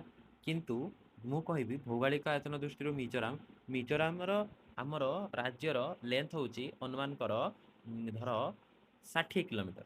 60 କିଲୋମିଟରରୁ ତାର ମାକ୍ସିମମ୍ ପୋର୍ସନ୍ ଆମର ଆସିଯାଉଛି ଅରଣ୍ୟରେ। କେତେ ନା 40%, 40 ସ୍କୋୟାର ଫୁଟ, 40 ସ୍କୋୟାର କିଲୋମିଟର ଆମର ଭୌଗୋଳିକ କ'ଣ ଅରଣ୍ୟ ଆସିଯାଉଛି। ତ ଏଥିପାଇଁ ଆମେ ଏଠି ମିଜୋରାମକୁ ଅଧିକ କହିବା ନା ତାର ଭୌଗୋଳିକ ଆୟତନ ଅନୁସାରେ ଅରଣ୍ୟର ମାତ୍ରା ଅଧିକ।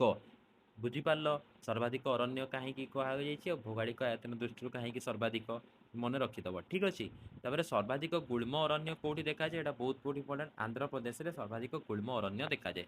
ତାପରେ ସର୍ବନିମ୍ନ ଅରଣ୍ୟ ଥିବା ରାଜ୍ୟ ମଧ୍ୟରେ କେଉଁଗୁଡ଼ିକ ଆସିବ ହରିୟାଣା ପଞ୍ଜାବ ଗୋଆ ଏସବୁ ସର୍ବନିମ୍ନ ଅରଣ୍ୟ ଥିବା ରାଜ୍ୟ। ତ ପୃଥିବୀର ଅନ୍ୟ କେତେକ ଦେଶ ତୁଳନାରେ ଭାରତରେ ଅରଣ୍ୟ ଆଚ୍ଛାଦିତ ଅଞ୍ଚଳ ବହୁତ କମ୍ ହେଲା। ତାପରେ ଆମର ମାଙ୍ଗବନ ଏଇଟା ଟିକେ ସ୍ପେଲିଂ ମିଷ୍ଟେକ୍ ହେଇଛି ପିଲାମାନେ ତ ଏଇଟା ତୁମେ ଟିକେ କରେକ୍ଟ କରିଦେବ ତୁମର ବହିରେ ଯେଉଁ ସବୁ ଲେଖା ବହିରେ ଏଇଟା ଆମର ଆଚ୍ଛା ସଂରକ୍ଷିତ ପ୍ରଶାସନିକ ଦୃଷ୍ଟିରୁ ଆମର ଇଂରେଜ ମାନେ ଯେଉଁ ପ୍ରଶାସନିକ ଦୃଷ୍ଟିରୁ ଭାରତକୁ 3 ପ୍ରକାର ଅରଣ୍ୟରେ ରହିଛି 3 ପ୍ରକାର ଅରଣ୍ୟରେ ବିଭକ୍ତିକରଣ କରାଯାଇଛି ଏଇଟା ଟିକେ ସ୍ପେଲିଂ ମିଷ୍ଟେକ୍ ହେଇଛି କ୍ଷମା କରିବ ପିଲାମାନେ। ଏଇଟା ପ୍ରଶାସନିକ ଦୃଷ୍ଟିକୋଣରୁ ଭାରତରେ 3 ପ୍ରକାର ଅରଣ୍ୟ ରହିଛି। ତ କ'ଣ କ'ଣ ନା ଫାଷ୍ଟ ହେଲା ସଂରକ୍ଷିତ ଅରଣ୍ୟ ସୁରକ୍ଷିତ ଅରଣ୍ୟ ଅବର୍ଗୀକୃତ ଅରଣ୍ୟ। ତ ସଂରକ୍ଷିତ ଅରଣ୍ୟରେ କ'ଣ ହେଲା ଏହା ସରକାରଙ୍କର ପ୍ରତ୍ୟକ୍ଷ ତତ୍ତ୍ୱାବଧାନରେ ରହିଥାଏ। ଏଠାରୁ କାଷ୍ଠ ସଂଗ୍ରହ ତଥା ପଶୁଚାରଣ ପାଇଁ ସାଧାରଣ ଜନତାଙ୍କୁ ଅନୁମତି ମିଳିନଥାଏ। ଏହି ପ୍ରକାର ଅରଣ୍ୟ ଆୟତନର ସମୁଦାୟ ଅରଣ୍ୟର ପ୍ରାୟ 53% ବୋଲି ଆମେ କହିବା। ତ ସଂରକ୍ଷିତ ଅରଣ୍ୟ ବୁଝିଲ ଯେଉଁଟାକି ସରକାରଙ୍କ ତତ୍ତ୍ୱାବଧାନରେ ରହିଥାଏ ଏଥିରୁ କାଠ ସଂଗ୍ରହ ବା ପଶୁଚାରଣ ପାଇଁ ସାଧାରଣ ଜନତାଙ୍କୁ ଅନୁମତି ମିଳିନଥାଏ। ଏହା ପ୍ରାୟ ସମୁଦାୟ ଅରଣ୍ୟର 53% 53%। ତାପରେ ସୁରକ୍ଷିତ ଅରଣ୍ୟ ବା ପ୍ରୋଟେକ୍ଟେଡ୍ ଫରେଷ୍ଟ ଏହି ପ୍ରକାର ଅରଣ୍ୟ ସରକାରଙ୍କର ତତ୍ତ୍ୱାବଧାନରେ ରହିଥିଲେ ମଧ୍ୟ ସାଧାରଣ ଜନତାଙ୍କୁ କାଠ ସଂଗ୍ରହ ଏବଂ ପଶୁଚାରଣ ପାଇଁ ଅନୁମତି ମିଳିଥାଏ। ଏହାର ଆୟତନ ସମୁଦାୟ ଅରଣ୍ୟର ପ୍ରାୟ 29%। 29%। ସୁରକ୍ଷିତ ଅରଣ୍ୟ ସଂରକ୍ଷିତ ଅରଣ୍ୟ କ'ଣ ସଂରକ୍ଷିତ ଅରଣ୍ୟ ହେଉଛି ସଂରକ୍ଷିତ ଅରଣ୍ୟ ସୁରକ୍ଷିତ ବୋଥ୍ ଦୁଇଟା ସାରା ସରକାରଙ୍କର ତତ୍ତ୍ୱାବଧାନରେ ରହିଥାଏ। ମାତ୍ର ସଂରକ୍ଷିତ ଅରଣ୍ୟରେ ଆମେ କିଛି ଜିନିଷରେ ଅନୁମତି ବ୍ୟବହାର କରିବା ପାଇଁ ଅନୁମତି ମିଳିନଥାଏ କିନ୍ତୁ ସୁରକ୍ଷିତ ଅରଣ୍ୟରେ କାଠ ସଂଗ୍ରହ ପଶୁଚାରଣ ପାଇଁ ଅନୁମତି ମିଳିଥାଏ। ଏତିକି ହିଁ ଗୋଟିଏ ଛୋଟ ଡିଫରେନ୍ସ। ତାପରେ ଅବର୍ଗୀକୃତ ଅରଣ୍ୟ କ'ଣ ନା ଏହି ପ୍ରକାର ଅରଣ୍ୟରେ କୌଣସି ପ୍ରତିବନ୍ଧକ ରହିଥାଏ ଏହା ମୁକ୍ତ ଅରଣ୍ୟ ବୋଲି ଆମେ କହିପାରିବା ମୁକ୍ତ ଅରଣ୍ୟ ବୋଲି କହିପାରିବା। ଏହା କାଠ ସଂଗ୍ରହ ଏବଂ ଆମର ପଶୁଚାରଣ ପାଇଁ ବିଶେଷ ଭାବରେ ବ୍ୟବହୃତ ହୋଇଥାଏ। ଏହାର ଆୟତନ ସମୁଦାୟ ଅରଣ୍ୟ ଆୟତନର ପ୍ରାୟ 18%। ବୁଝିପାରିଲ ପିଲାମାନେ ତ ଅବର୍ଗୀକୃତ ଅରଣ୍ୟ ଏଥିରେ କୌଣସି ପ୍ରତିବନ୍ଧକ ନଥାଏ କୌଣସି ସରକାରଙ୍କର ମଧ୍ୟ ଗୋଟେ ପ୍ରତ୍ୟକ୍ଷ ତତ୍ତ୍ୱାବଧାନ ରହିଥାଏ ଏହା ନଥାଏ। ଏଠାରେ କୌଣସି ପ୍ରକାର ତତ୍ତ୍ୱାବଧାନ ସରକାରଙ୍କର ରହିନଥାଏ କୌଣସି ପ୍ରକାର ପ୍ରତିବନ୍ଧକ ସରକାରଙ୍କର ରହିନଥାଏ। ଏଠାରେ ମୁକ୍ତ ଅରଣ୍ୟ ବୋଲି ଆମେ କହିଥାଉ। ଏଠାରେ କାଠ ସଂଗ୍ରହ ପଶୁଚାରଣ ପାଇଁ ଅତ୍ୟନ୍ତ ଭାବରେ ବିଶେଷ ଭାବରେ ବ୍ୟବହୃତ ହୋଇଥାଏ। ଏହା ସମୁଦାୟ ଆୟତନର ପ୍ରାୟ 18%। ଆମର ସଂରକ୍ଷିତ ଅରଣ୍ୟ ହେଲା 53%, ସୁରକ୍ଷିତ ଅରଣ୍ୟ ହେଲା 29% ଏବଂ ଅବର୍ଗୀକୃତ ଅରଣ୍ୟ ହେଲା 18%। ବୁଝିପାରିଲ ପିଲାମାନେ ନେକ୍ସଟ ଦେଖିବା ତ ଦେଖ ତାପରେ ପ୍ରଶାସନିକ ଦୃଷ୍ଟିକୋଣରୁ ଆମେ ଅରଣ୍ୟକୁ ବିଭକ୍ତ କଲେ ଏବଂ ଆମେ ଭାରତକୁ ସମ୍ବିଧାନ ଅନୁସାରେ ଏଇ ଯେଉଁ କେଉଁ ଅନୁସାରେ ବିଭକ୍ତିକରଣ କରାଯାଉଛି ଏଇ ଜିନିଷଟା ମନେ ରଖିଦେବ। ତ ସମ୍ବିଧାନ ଅନୁସାରେ ଅରଣ୍ୟକୁ ମଧ୍ୟ 3 ଭାଗରେ ବିଭକ୍ତ କରାଯାଇଛି ରାଜ୍ୟ ଅରଣ୍ୟ ଗୋଷ୍ଠୀ ଅରଣ୍ୟ ବେସରକାରୀ ଅରଣ୍ୟ। ତ ରାଜ୍ୟ ଅରଣ୍ୟ ଯେଉଁ ଷ୍ଟେଟ୍ ଫରେଷ୍ଟ ବୋଲି ଆମେ କହିଲେ ଏହା ରାଜ୍ୟ ସରକାରଙ୍କର ନିୟନ୍ତ୍ରଣ ଥାଏ। ରାଜ୍ୟ ଅରଣ୍ୟ ମାନେ ରାଜ୍ୟ ସରକାରଙ୍କ ନିୟନ୍ତ୍ରଣ ରାଜ୍ୟର ଷ୍ଟେଟ୍ ଭିତରେ ଯେତିକି ବାଉଣ୍ଡ୍ରି ଭିତରେ ଯେତିକି ଅରଣ୍ୟ ଆସୁଛି ତାକୁ ଆମେ ରାଜ୍ୟ ଅରଣ୍ୟ ବୋଲି କହିଲେ। ଏହାର ଆୟତନ ସମୁଦାୟ ଅରଣ୍ୟର ପ୍ରାୟ 93.8%। 93.8%। ତାପରେ ଗୋଷ୍ଠୀ ଅରଣ୍ୟ କ'ଣ ନା ଏହା ସ୍ଥାନୀୟ ଶାସନ ସଂସ୍ଥା ଯଥା ନଗରପାଳିକା ମହାନଗରପାଳିକା ପଞ୍ଚାୟତ ସହର ଉନ୍ନୟନ କର୍ତ୍ତୃପକ୍ଷ ଇତ୍ୟାଦି ଦ୍ୱାରା ପରିଚାଳିତ ହୋଇଥାଏ। ଏହା ଆୟତନର ସମୁଦାୟ ଅରଣ୍ୟର ପ୍ରାୟ 4.9%। ତ ସ୍ଥାନୀୟ ଯେଉଁ ଶାସନ ସଂସ୍ଥା ହେଲା ନଗରପାଳିକା ମହାନଗରପାଳିକା ପଞ୍ଚାୟତ ଏବଂ ସହର ଉନ୍ନୟନ କର୍ତ୍ତୃପକ୍ଷ ଇତ୍ୟାଦିଙ୍କ ଦ୍ୱାରା ପରିଚାଳିତ ହୋଇଥାଏ। ଏହା ଆୟତନର ସମୁଦାୟ ଅରଣ୍ୟର ପ୍ରାୟ 4.9%। ତ ସେଟା ହେଲା ଆମର ଗୋଷ୍ଠୀ ଅରଣ୍ୟ ଯେଉଁ ଅରଣ୍ୟ ଗୁଡ଼ିକ ଆମର ନଗରପାଳିକା କିମ୍ବା ମହାନଗରପାଳିକା କୌଣସି ସଂସ୍ଥା ପଞ୍ଚାୟତ ସହର ଉନ୍ନୟନ କର୍ତ୍ତୃପକ୍ଷ ଦ୍ୱାରା ପରିଚାଳିତ ହୋଇଥାଏ। ତାପରେ ବେସରକାରୀ ଅରଣ୍ୟ କ'ଣ ଏହା କେତେକ ବେସରକାରୀ ସଂସ୍ଥା ତଥା ବ୍ୟକ୍ତିଗତ ମାଲିକାନାରେ ଥାଏ। ଏହି ପ୍ରକାର ଅରଣ୍ୟ ମୁଖ୍ୟତଃ ଓଡ଼ିଶା ମେଘାଳୟ ପଞ୍ଜାବ ହିମାଚଳ ପ୍ରଦେଶରେ ରହିଛି। ଏହା ସମୁଦାୟ ଆୟତନର ପ୍ରାୟ 1.3%। ସେଟା ସବୁଠାରୁ ଅଧିକ ତାହେଲେ କିଏ ଆମର ରାଜ୍ୟ ଅରଣ୍ୟ 93.8%। ତାପରେ ଗୋଷ୍ଠୀ ଅରଣ୍ୟ 4.9%। ତାପରେ ବେସରକାରୀ ଅରଣ୍ୟ 1.3%। ତ ବୁଝିପାରିଲ ରାଜ୍ୟ ଅରଣ୍ୟ ଗୋଷ୍ଠୀ ଅରଣ୍ୟ ବେସରକାରୀ ଅରଣ୍ୟ ଏହା କୌଣ ଅନୁସାରେ ତାକୁ ବିଭକ୍ତ କରାଯାଇଛି ଅରଣ୍ୟକୁ ନା ଆମର ସମ୍ବିଧାନ ଅନୁସାରେ ଅରଣ୍ୟକୁ 3 ଭାଗରେ ବିଭକ୍ତ କରାଯାଇଛି। ଠିକ୍ ଅଛି ବୁଝିପାରିଲ। ନେକ୍ସଟ ଦେଖିବା ଏଇଟା ହେଲା ବହୁତ ଇମ୍ପୋର୍ଟାଣ୍ଟ ପିଲାମାନେ ଏଇଟା ଆମର ବହୁତ ଇମ୍ପୋର୍ଟାଣ୍ଟ ଏଇଟା ଲଙ୍ଗ କ୍ୱେଶ୍ଚିନ୍ ତୁମର ନିହାତି ଆସିବ ତ ଏଇଟାକୁ ଭଲସେ ଦେଖିବା ଭଲସେ ପଢ଼ିବା।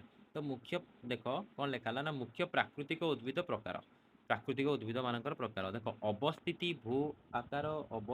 ଭୂ ଆକାର ତାପମାତ୍ରା ବୃଷ୍ଟିପାତ ଆଲୋକ ଏବଂ ବାୟୁ ପ୍ରବାହ ମୃତ୍ତିକା ଇତ୍ୟାଦିର ଆଞ୍ଚଳିକ ତଥା ସ୍ଥାନୀୟ ତାରତମ୍ୟ ଯୋଗୁଁ ଭାରତରେ ମୁଖ୍ୟତଃ 5 ପ୍ରକାର ଅରଣ୍ୟ ରହିଛି। କାହା ପାଇଁ ଅବସ୍ଥିତି ଆମର ଭୌଗୋଳିକ ଅବସ୍ଥିତି ଭୌଗୋଳିକ ଆକାର ତାପମାତ୍ରା ବୃଷ୍ଟିପାତ ଏବଂ ଆଲୋକ ଏବଂ ବାୟୁ ପ୍ରବାହ ଯୋଗୁଁ ଆମର ଭାରତରେ ମୁଖ୍ୟତଃ 5 ପ୍ରକାର ଅରଣ୍ୟ ରହିଛି। ପ୍ରତ୍ୟେକ କ୍ରାନ୍ତୀୟ ଆର୍ଦ୍ର ଚିରହରିତ ଅରଣ୍ୟ, କ୍ରାନ୍ତୀୟ ଆର୍ଦ୍ର ଅର୍ଦ୍ଧ ଚିରହରିତ ଅରଣ୍ୟ, କ୍ରାନ୍ତୀୟ ପର୍ଣ୍ଣମୋଚୀ ଅରଣ୍ୟ, ଜୁଆରିଆ ଅରଣ୍ୟ, ଏସବୁ ଆମର ରହିଛି।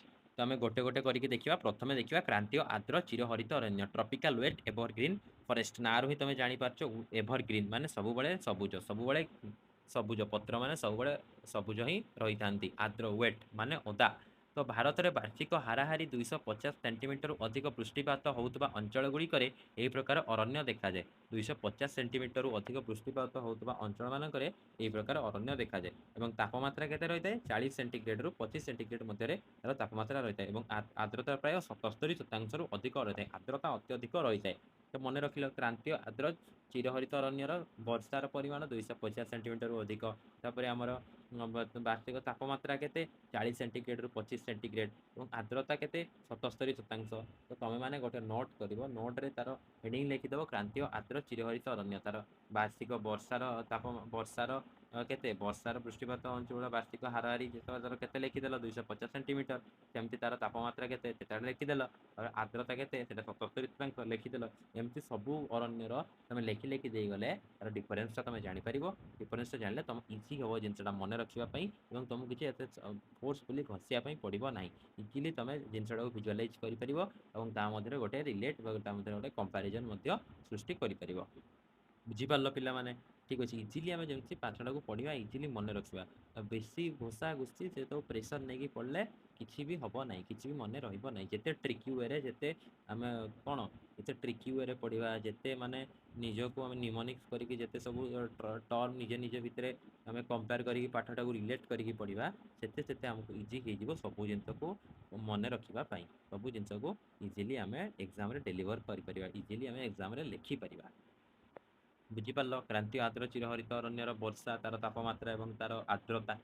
ନେକ୍ସଟ ଦେଖିବା, ଏହି ପ୍ରକାର ଅରଣ୍ୟ ଭାରତର ଉତ୍ତର ପୂର୍ବ ପାର୍ବତୀୟ ଅଞ୍ଚଳ, ଆସାମ, ମେଘାଳୟ, ତ୍ରିପୁରା, ମଣିପୁର, ମିଜୋରାମ, ନାଗାଲାଣ୍ଡ ଆଦି ସବୁ ଅଞ୍ଚଳରେ ଏବଂ ପଶ୍ଚିମ ଘାଟ ପର୍ବତମାଳାର ପଶ୍ଚିମ ପାର୍ଶ୍ୱ ଏବଂ ଆଣ୍ଡାମାନ ଓ ନିକୋବର ଦ୍ୱୀପପୁଞ୍ଜରେ ଦେଖାଯାଏ। ଏହା ଅତ୍ୟନ୍ତ ଘଞ୍ଚ ଏବଂ ଗଛଗୁଡ଼ିକ ଅତ୍ୟନ୍ତ ଉଚ୍ଚ ହୋଇଥାଏ।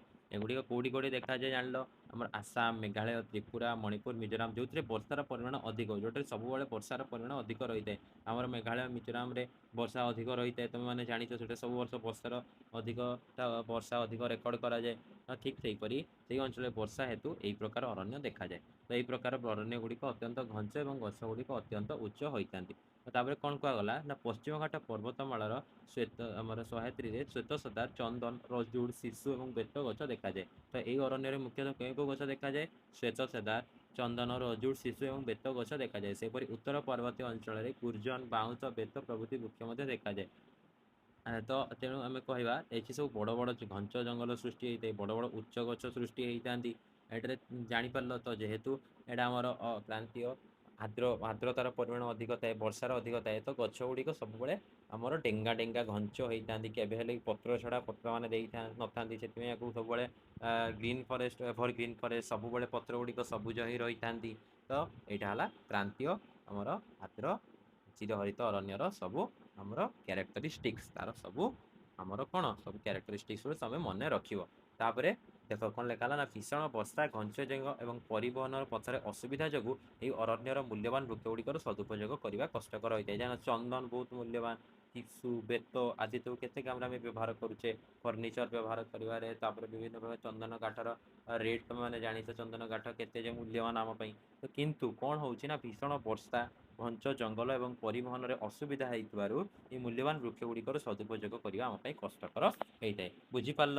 ତାର କ୍ରାନ୍ତୀୟ ଆର୍ଦ୍ର ଚିରହରିତ ଅରଣ୍ୟର ବୁଝିପାରିଲ କେତେ ବର୍ଷା ରେକର୍ଡ଼ କରାହେଉଛି, କେତେ ତାପମାତ୍ରା ରହିବା ଦରକାର, କେତେ ଆମର ଆର୍ଦ୍ରତା ରହିବା ଦରକାର, ଆଉ କେଉଁ କେଉଁ ଗଛ ଦେଖାଯାଉଛି, କେଉଁ କେଉଁ ଏରିଆରେ ଦେଖାଯାଉଛି, ଟିକେ ମନେ ରଖିଦେବ, ପଢ଼ିଦେବ ଏବଂ ଏତିକି କରିଦିଅ, ହେଇଯିବ। ତାପରେ ନେକ୍ସଟ ଦେଖିବା, କ୍ରାନ୍ତୀୟ ଆର୍ଦ୍ର ଅର୍ଦ୍ଧ ଚିରହରିତ ଅରଣ୍ୟ। କ୍ରାନ୍ତୀୟ ଆର୍ଦ୍ର ଅର୍ଦ୍ଧ, ଖାଲି ଗୋଟେ ଏକ୍ସଟ୍ରା ୱାର୍ଡ଼ ଆଡ଼ ହେଲା, ଅର୍ଦ୍ଧ ମାନେ ସେମି ଏଭରଗ୍ରୀନ୍ ଫରେଷ୍ଟ। ସେମି ଏଭରଗ୍ରୀନ୍ ଫରେଷ୍ଟ।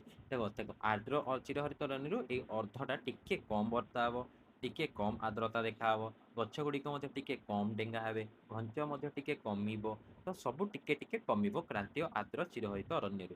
तो ये अरण्य देख 200 ରୁ 250 सेंटीमीटर वृष्टिपात सेठारे आम देखिले 250 रु अधिक वृष्टिपात किंतु ये 200 ରୁ 250 सेंटीमीटर ही वृष्टिपात देखादेला एवं प्राय 75% आर्द्रता देखागला सेठारु 77% भी अधिक आर्द्रता थिला एठी किंतु 75% आर्द्रता देखादेला तो यही अरण्य साधारणतः भारतर दक्षिण जंगल उत्तर आसाम पूर्व हिमालय और पार्वत्य अंचल निम्न भाग अंचल ओडिशा जंगल और निकटवर्ती पहाड़ गुड़िक देखा जाए यह क्रांतीय आर्द्र चिरहरित अरण्य और पर्णमोची अरण्यर एक मिश्रित अरण्य तो बुझीपार एटा कौटी कौटी देखा जाए भारतर दक्षिण जंगल उत्तर आसाम पूर्व हिमालय आज पर्वत पूर्व हिमालय निम्न भाग अंचल और ओडिशा मानक देखा जाए यह हूँ कौन ना क्रांतीय आर्द्र चिरहरित अरण्य और पर्णमोची अरण्य एक मिश्रित यहाँ मन रख यार पूर्व उपर रहा क्रांतीय आर्द्र चिरहरित अरण्य जोटा कि ताठू अधिक वर्षा अधिक आर्द्रता रखिला कि या तले अच्छी किए पर्णमोची अरण्य जोटा कि नेक्स्ट पढ़ा जोटा कि वर्षा कम पाइबा या अधिक कम आर्द्रता पाइबा तो ये आम कहला क्रांतीय आर्द्र अर्ध चिरहरित अरण्य जोटा कि मझिरे रहा कहार क्रांतीय आर्द्र चिरहरित अरण्य और पर्णमोची अरण्यर मझिरे रहा से आम आपको कहगला क्रांतीय आर्द्र अर्ध चिरहरित अरण्य गोटे एमती प्रकार अरण्य जी कि आमर क्रांतीय आर्द्र चिरहरित अरण्य एवं पर्णमोची अरण्यर एक मिश्रित अरण्य बुझीपार ये क्लीयर है तो देख ए वृक्षर प्रकृति और उच्चता यह प्राकृतिक गछ गुड़िक घंच होता है और एगुड़िक प्राय 24 मीटर ରୁ 36 मीटर उच्चता पर्यंत होता है यही वृक्ष गुड़िक भी घंच यही अरण्यर गछ गुड़िक घंच उच्चा टेंगा किंतु यह क्रांतीय आर्द्र चिरहरित सामान्य कम अल्प टिके डिफरेन्स से माने अधिक टिके टेंगा माने जस्ट टिके कम टेंगा तो बुझीपार तो मूल्यवान वृक्ष कौन कौन आम पाई से सेमती ये मूल्यवान प्राकृतिक वृक्ष मध्य कदम्ब रजुड़ शाल शिमिली चंपा भारतीय चेस्टनट आदि सब आम वृक्ष पाई टे वृक्ष मानक देखीदब पढ़ीदब तापर क्रांतीय आर्द्र पर्णमोची जोटा कि मुझे कहती क्रांतीय आर्द्र पर्णमोची मौसुमी अरण्य तो ये ट्रॉपिकल मोस्ट डेडिशियस और मनसून फरेस्ट ये वर्षार परिमाण टी कम ये आर्द्रता कम तो ये कौन ना यही अरण्य वार्षिक हाराहारी 100 सेंटीमीटर 200 सेंटीमीटर मध्य वृष्टिपात होता है से फास्ट देखिले क्रांतीय आर्द्र चिरहरित 250 सेंटीमीटर अधिक तब क्रांतीय आर्द्र अर्ध चिरहरित 200 ରୁ 250 सेंटीमीटर एटी आम देखिले 100 ରୁ 100 सेंटीमीटर कौटे ना क्रांतीय आर्द्र पर्णमोची मौसुमी अरण्य यही अरण्य को मौसुमी अरण्य कहुए यहाँ मन रख सब क्वेश्चन पड़े क्या मौसुमी अरण्य बोली कहुए तो आयतन और उच्चता देशर समुदाय अरण्य आयतन प्राय यह अर्धेक अटे जी आम अरण्य देखुचु ताठू अधा हूँ आम क्रांतीय आर्द्र पर्णमोची मौसुमी अरण्य माने अधिकांश क्लाइमेट अधिकांश तापमात्रा अधिकांश वायुमंडल ये पर्णमोची अरण्य आम भारत में कौन सठिक भाव में देखई था से पर्णमोची अरण्य गठन ठीक उचित भागर उचित मापर वायुमंडल आम भारत में आम पाई से यह हूँ आम समुदाय अरण्य आयतन प्राय अर्धा अटे यह वृक्ष गुड़िक उच्चता साधारणतः 25 मीटर ରୁ 60 मीटर होता है 25 मीटर ରୁ 60 मीटर होता है तो यहीटार जो वृक्ष मैंने रही पत्र झड़ा से प्रकृति तांकर थाए किंतु क्रांतीय आर्द्र अर्ध दुईटा सारा चिरहरित अरण्य केवे से पत्र झड़ा दे न था किंतु क्रांतीय आर्द्र पर्णमोची अरण्य वर्ष को थे गोटे निर्दिष्ट समय आमर से पत्र झड़ा देते जमी तुम देख आमर कौन आम फेब्रुआरी मार्च टाइम गछ मैंने पत्र झड़ा देता तो निर्दिष्ट समय पत्र झड़ा देवे से नुआ पत्र गठन करेंगे तो ये कहगला ना वृक्ष गुड़िक वर्षर एक निर्दिष्ट समय अर्थात ग्रीष्म ऋतुर पूर्व मार्च एप्रिल समय प्राय 6 सप्ताह 8 सप्ताह पर्यटन पत्र झड़ा दिखती तेणु यही अरण्य को पर्णमोची अरण्य कहुए जेहेतु पत्र झड़ा दिखती 6 ରୁ 8 मास सप्ताह 6 ରୁ 8 सप्ताह पर्यटन पत्र झड़ा दिखती नूतन पत्र धारण करती से पर्णमोची अरण्य कहुए ठीक अच्छे बुझीपार ये तो पूरा इजी लांगुएज लिखाई तो आहरी मुझे तुमको इजिली सिंपल वे बुझाऊँगी भलसे भिडियोटा देखिए आउ पर बुक रू पढ़ बुक रू मुझे बारंबार पढ़ बुक न पढ़ले बुक रे हाइलाइट न कले पे किसी हेनी बुक रू पढ़ आउ टे मेन जिनस गुड़ा को नोट डाउन कर जोटा कि तुमको एग्जाम इजी हम कौन लास्ट मोमेंट देखिकी जावाई जिते सब नोट डाउन कर मेन मेन पॉइंट बही जब हाइलाइट कर दो आहरी भल तो लास्ट तुम से सब हाइलाइट पॉइंट को देखी गले तुम एग्जाम भलसे लिखिपार ठीक अच्छे बुझीपार देख जो अरण्य वर्ष सारा सबुज पत्र द्वारा जो कथा मुझे कहली जो पत्र गुड़िक वर्ष सारा सबुज होगी सबुज पत्र द्वारा आच्छादित था जो अरण्य आम चिरहरित बोली कहती मैंने केवे पत्र झड़ा दे न था तो तापर अच्छी भौगोलिक वितरण एवं प्रमुख वृक्ष तो मैंने आमर क्रांतीय आर्द्र पर्णमोची अरण्यर ଭୌଗୋଳିକ ବିତରଣ ଏବଂ ପ୍ରମୁଖ ବୃକ୍ଷ। ତେବେ କ'ଣ କଲା ନା ପଶ୍ଚିମ ଘାଟ ପର୍ବତମାଳାର ପୂର୍ବାତ ଢାଲ ଅଞ୍ଚଳରେ ଦ୍ୱୀପକଳ୍ପୀୟ ଉତ୍ତର ପୂର୍ବତ ଅଞ୍ଚଳ ଏବଂ ହିମାଳୟ ପର୍ବତର ପାଦଦେଶରେ ଅବସ୍ଥିତ ଶିୱାଲିକ ପର୍ବତମାଳାର ଏବଂ ତରାଇ ଅଞ୍ଚଳରେ ଏହି ଅରଣ୍ୟ ଦେଖାଯାଏ। କ'ଣ ନା ପଶ୍ଚିମଘାଟ ପର୍ବତମାଳାର ପୂର୍ବାଦ ଢାଲ ଅଞ୍ଚଳରେ ଦ୍ୱୀପକଳ୍ପୀୟ ଉତ୍ତର ପୂର୍ବ ଅଞ୍ଚଳ ଏବଂ ହିମାଳୟ ପର୍ବତର ପାଦଦେଶରେ ଅବସ୍ଥିତ ଶିୱାଲିକ ପର୍ବତମାଳାର ଏବଂ ତରାଇ ଅଞ୍ଚଳରେ ଏହି ଅରଣ୍ୟ ଦେଖାଯାଏ। ଏହାଛଡ଼ା ଏହା ଓଡ଼ିଶା, ଛୋଟନାଗପୁର ମାଳଭୂମି, ମଧ୍ୟପ୍ରଦେଶର ପୂର୍ବ ଭାଗ, ଛତିଶଗଡ଼ରେ ମଧ୍ୟ ଦେଖାଯାଏ। এইগুলা ମାନେ ଟିକେ ଫ୍ୟାକ୍ଚୁଆଲ ଜିନିଷ ଗୁଡ଼ା ମନେ ରଖିବା ପାଇଁ ପଡ଼ିବ। କେଉଁଠି କେଉଁଠି ଦେଖାଯାଏ ଓଡ଼ିଶା, ଛୋଟନାଗପୁର ମାଳଭୂମି, ମଧ୍ୟପ୍ରଦେଶର ପୂର୍ବ ଭାଗ, ଛତିଶଗଡ଼ ଆଦି ସବୁ ଅଞ୍ଚଳ ଟିକେ ତୁମେ ମନେ ରଖିବ। ସେମିତି ଆମର ହିମାଳୟ ପାଦଦେଶରେ ଶିୱାଲିକ ଅଞ୍ଚଳରେ ତାର ତରାଇ ଅଞ୍ଚଳରେ ଏହିସବୁ ଅରଣ୍ୟ ଦେଖାଯାଏ। ତ ଏଇ ଜିନିଷଟା ଟିକେ ମନେ ରଖିବ। ତାପରେ କେଉଁ କେଉଁ ଗଛ ଦେଖାଯାଏ ନା ତାଳ, ଶାଗୁଆନ, ଆମର ଶିଶୁ, ଚନ୍ଦନ, ତୁତ, ମହୁଲ, ଖଇର, ମୁଣ୍ଡି ଆଦି ସବୁ ମୂଲ୍ୟବାନ ବୃକ୍ଷ ଦେଖାଯାଏ। କେଉଁ କେଉଁ ଏରିଆରେ ଦେଖାଯାଏ, କେଉଁ କେଉଁ ବୃକ୍ଷ ଦେଖାଯାଏ, ତାର ବର୍ଷାରେ କେତେ ବୃଷ୍ଟିପାତ ହେଉଛି, ତାର ତାପମାତ୍ରା କେତେ, ବୃକ୍ଷର ଉଚ୍ଚତା କେତେ, ଆଉ ତାର ଆର୍ଦ୍ରତାର ପରିମାଣ, ଏସବୁ ଜିନିଷ ମନେ ରଖିବ। ପରୀକ୍ଷାରେ ଯଦି ପଢ଼ୁଛେ ପୁରା ଆମର ପ୍ରାକୃତିକ ଉଦ୍ଭିଦର ବିଭକ୍ତିକରଣ ପ୍ରଥମରୁ ଶେଷ ପର୍ଯ୍ୟନ୍ତ ପୁରା କ ଦେଇକି କ୍ରାନ୍ତୀୟ ଆର୍ଦ୍ର ଚିରହରିତ ଅରଣ୍ୟର ତାର ଲେଖିବ। ତାର କ୍ରାନ୍ତୀୟ ଆର୍ଦ୍ର ଅର୍ଦ୍ଧଶୀତଳ ସବୁ ବୃଷ୍ଟିପାତ କେତେ, ତାପମାତ୍ରା କେତେ, ତାର କେଉଁ କେଉଁ ଅଞ୍ଚଳ କେଉଁ କେଉଁ ଏରିଆରେ ଦେଖାଯାଉଛି ସେଟା ଲେଖିବ। ଏମିତି ସିରିଏଲି 5ଟା ଯାକ ଆମ ଅରଣ୍ୟର 5ଟା ପଏଣ୍ଟ ଲେଖିଲେ ତୁମର ଲଙ୍ଗ କ୍ୱେଶ୍ଚିନ୍ ଭଲସେ ହେଇଯିବ। ତୁମେ ଭଲ ମାର୍କ ମଧ୍ୟ ମିଳିବ। ବୁଝିପାରୁଛ? ଏମିତି ସିଷ୍ଟମାଟିକ୍ ଲେଖିଲେ ତୁମେ କେହି ଆଉ ମାର୍କ ତୁମର କାଟିପାରିବେ ନାହିଁ। ବୁଝିପାରିଲ ପିଲାମାନେ?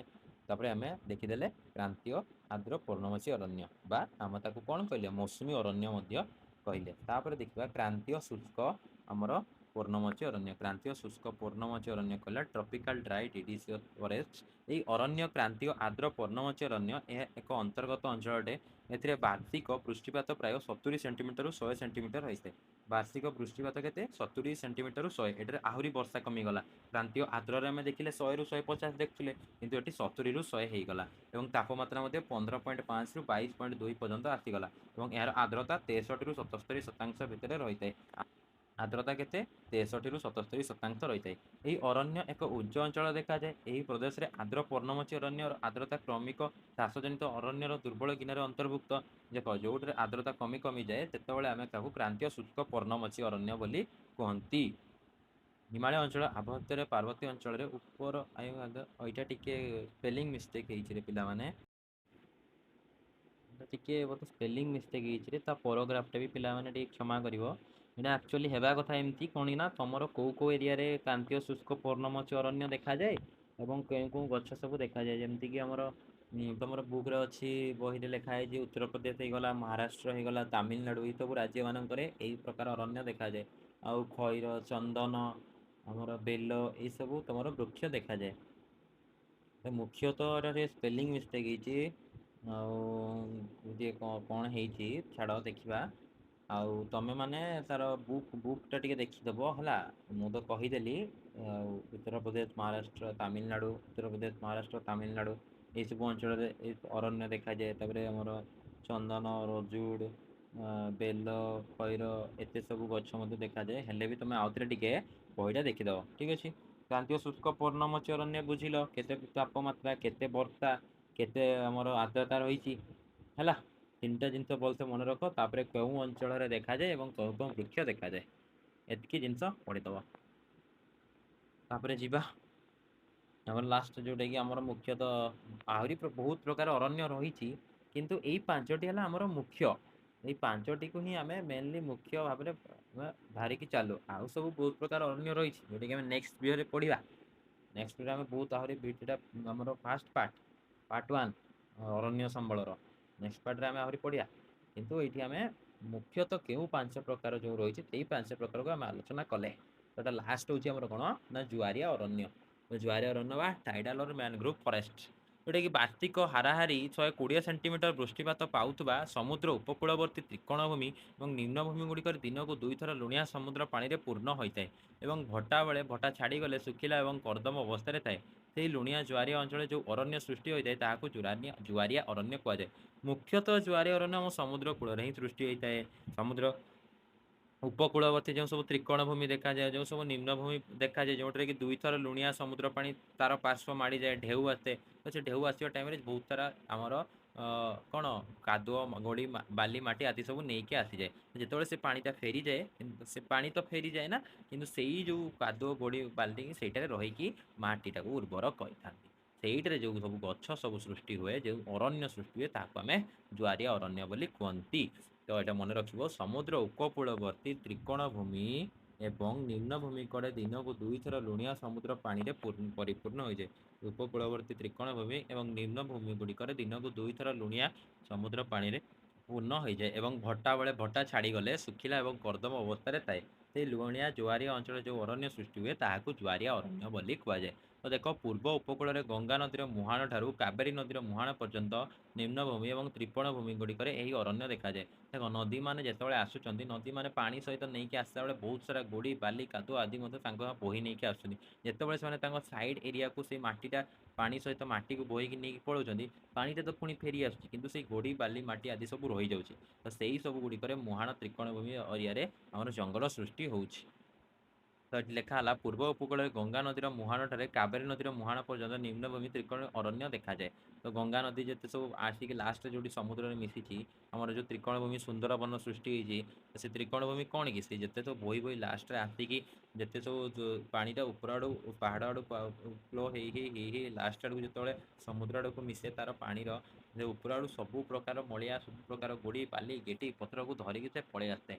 ତାପରେ ବୋହି ବୋହି ବୋହି ବୋହି ବୋହି ଲାଷ୍ଟ ଯେତେ ସମୁଦ୍ର ସହିତ ମିଶେ ପାଣିଟା, ସେଇ ଜିନିଷରେ ସେ ସେଠି ଗୋଟେ ଏତେ ବାଲି ଗୋଡ଼ି ମାଟି ହେଇଯାଏ ଯେ ସେଠି ଗୋଟେ ସେ କ'ଣ ନା ଗୋଟେ ସ୍ଥଳ ଭୂମି ଟାଇପ୍ର ସୃଷ୍ଟି କରିଦିଏ, ଯେଉଁଟାକି ଆମେ ତ୍ରିକୋଣ ଭୂମି ବୋଲି କୁହନ୍ତି। ସେଇଟା ହିଁ ବହୁତ ପ୍ରକାର ଘଞ୍ଚ ଅରଣ୍ୟ ଦେଖାଯାଏ, ଯେଉଁଟାକି ଆମେ ଜୁଆରିଆ ଅରଣ୍ୟ ବୋଲି କୁହନ୍ତି। ସମୁଦ୍ର କୂଳରେ ମଧ୍ୟ ଦେଖାଯାଏ, ନଦୀ କୂଳରେ, ନଦୀର ଇଏରେ, ସମୁଦ୍ର କୂଳରେ, ଏତେ ସବୁ ଅଞ୍ଚଳରେ ଆମେ ତାକୁ ଦେଖିବାକୁ ପାଉ। ଏହାର ଆୟତନ କ'ଣ ନା, ଭାରତରେ ଏହି ଅରଣ୍ୟ ପ୍ରାୟ 4650 ବର୍ଗ କିଲୋମିଟର ଅଞ୍ଚଳରେ ବିସ୍ତୃତ। ଏହା ଭାରତର ସମୁଦାୟ ଜଙ୍ଗଲର ପ୍ରାୟ 0.14%। ଭାରତ ଏହି ପ୍ରକାର 28ଟି ଜୁଆରିଆ ଅରଣ୍ୟ ରହିଛି। ତ ଦେଖ, କ'ଣ କରାଗଲା, ତୁମର ଏଠି କୁହାଗଲା ନା 4650 ବର୍ଗ କିଲୋମିଟରରେ ଏହା ବିସ୍ତୃତ ଏବଂ ଏହା ପ୍ରାୟ ଜଙ୍ଗଲର 0.14%, କେତେ 0.14%, ଏବଂ ଏହା ଭାରତରେ 28ଟି ଜୁଆରିଆ ଅରଣ୍ୟ ରହିଛି। ଚିତ୍ର 5, ମାନେ ତୁମ ବୁକ୍ରେ ଯେଉଁ ଚିତ୍ର 5ଟି ଅଛି, ଯେଉଁ ଭାରତ ମାନଚିତ୍ରରେ କେଉଁ ଅଞ୍ଚଳରେ କେଉଁ ପ୍ରକାର ଅରଣ୍ୟ ଯେଉଁ ଚିତ୍ର ଦିଆହେଇଛି, ସେଇଟା ଟିକେ ଭଲସେ ତୁମେ ଦେଖିଲେ ଜାଣିପାରିବ। ତାପରେ ଦେଖ, ମୁଁ ସୁନ୍ଦରବନ କଥା କହୁଥିଲି, ଗଙ୍ଗା ନଦୀ ଏବଂ ବ୍ରହ୍ମପୁତ୍ର ନଦୀର ଯୁଗ୍ମ ତ୍ରିକୋଣଭୂମି ବହୁ ପରିମାଣରେ ସୁନ୍ଦରୀ ଗଛ ଥିବା ଯୋଗୁଁ ଏହାକୁ ସୁନ୍ଦରବନ ବୋଲି କୁହାଯାଏ। ବ୍ରହ୍ମପୁତ୍ର ଯେଉଁ ନଦୀ ଆସିକି ମିଶିଛନ୍ତି, ବଙ୍ଗୋପସାଗରରେ ପଡ଼ିଛନ୍ତି, ଲାଷ୍ଟରେ ସେମାନେ ଗୋଟେ ତ୍ରିକୋଣଭୂମି ବା ଡେଲ୍ଟା ଫର୍ମେସନ୍ କରିଛନ୍ତି, ଯେଉଁଟାକି ଆମେ ସୁନ୍ଦରବନ ବୋଲି କୁହାଯାଏ। କାହିଁକି ସୁନ୍ଦରବନ କୁହାଯାଏ? ଏଠି ସୁନ୍ଦରୀ ଗଛ ବହୁତ ମାତ୍ରାରେ ରହିଥାଏ। ଓଡ଼ିଶାରେ ଲୁଣା ଜଙ୍ଗଲ। ଓଡ଼ିଶାର ମହାନଦୀ ବ୍ରାହ୍ମଣୀ ବୈତରଣୀ ମିଳିତ ତ୍ରିକୋଣଭୂମିରେ ବିଶେଷତଃ ଭିତରକନିକାରେ ସୁନ୍ଦରୀ ଗଛ ସହ ହେନ୍ତାଳ ଗଛର ଅରଣ୍ୟ ଦେଖାଯାଏ। ଏହାକୁ ହେନ୍ତାଳ ବନ ବା ଲୁଣା ଜଙ୍ଗଲ କୁହାଯାଏ। ମହାନଦୀ ବ୍ରାହ୍ମଣୀ ବୈତରଣୀର ମିଳନ ସ୍ଥଳରେ ତ୍ରିକୋଣଭୂମି ବିଶେଷତଃ କେଉଁଠି ଦେଖାଯାଏ? ଭିତରକନିକାରେ ସୁନ୍ଦରୀ ଗଛ ସହ ହେନ୍ତାଳ ଗଛ ଦେଖାଯାଏ। ଏହାକୁ ଆମେ ହେନ୍ତାଳ ବନ ବା ଲୁଣା ଜଙ୍ଗଲ ବୋଲି କୁହନ୍ତି। ବୁଝିପାରିଲ? ଲୁଣା ଜଙ୍ଗଲ ବା ହେନ୍ତାଳ ବନ ବୋଲି ଆମେ କୁହନ୍ତି। ବୁଝିପାରିଲ? ତାପରେ ଦେଖ, ଏଇଟା ଲେଖା ହେଇଛି ଆମର କ'ଣ ନା, ସୁନ୍ଦରୀ ବୃକ୍ଷକୁ ମାଙ୍ଗା, ଏଇଟା ଗୋଟେ ସ୍ପେଲିଂ ମିଷ୍ଟେକ୍ ହେଇଛି, ଦେଖିବ ତମେ।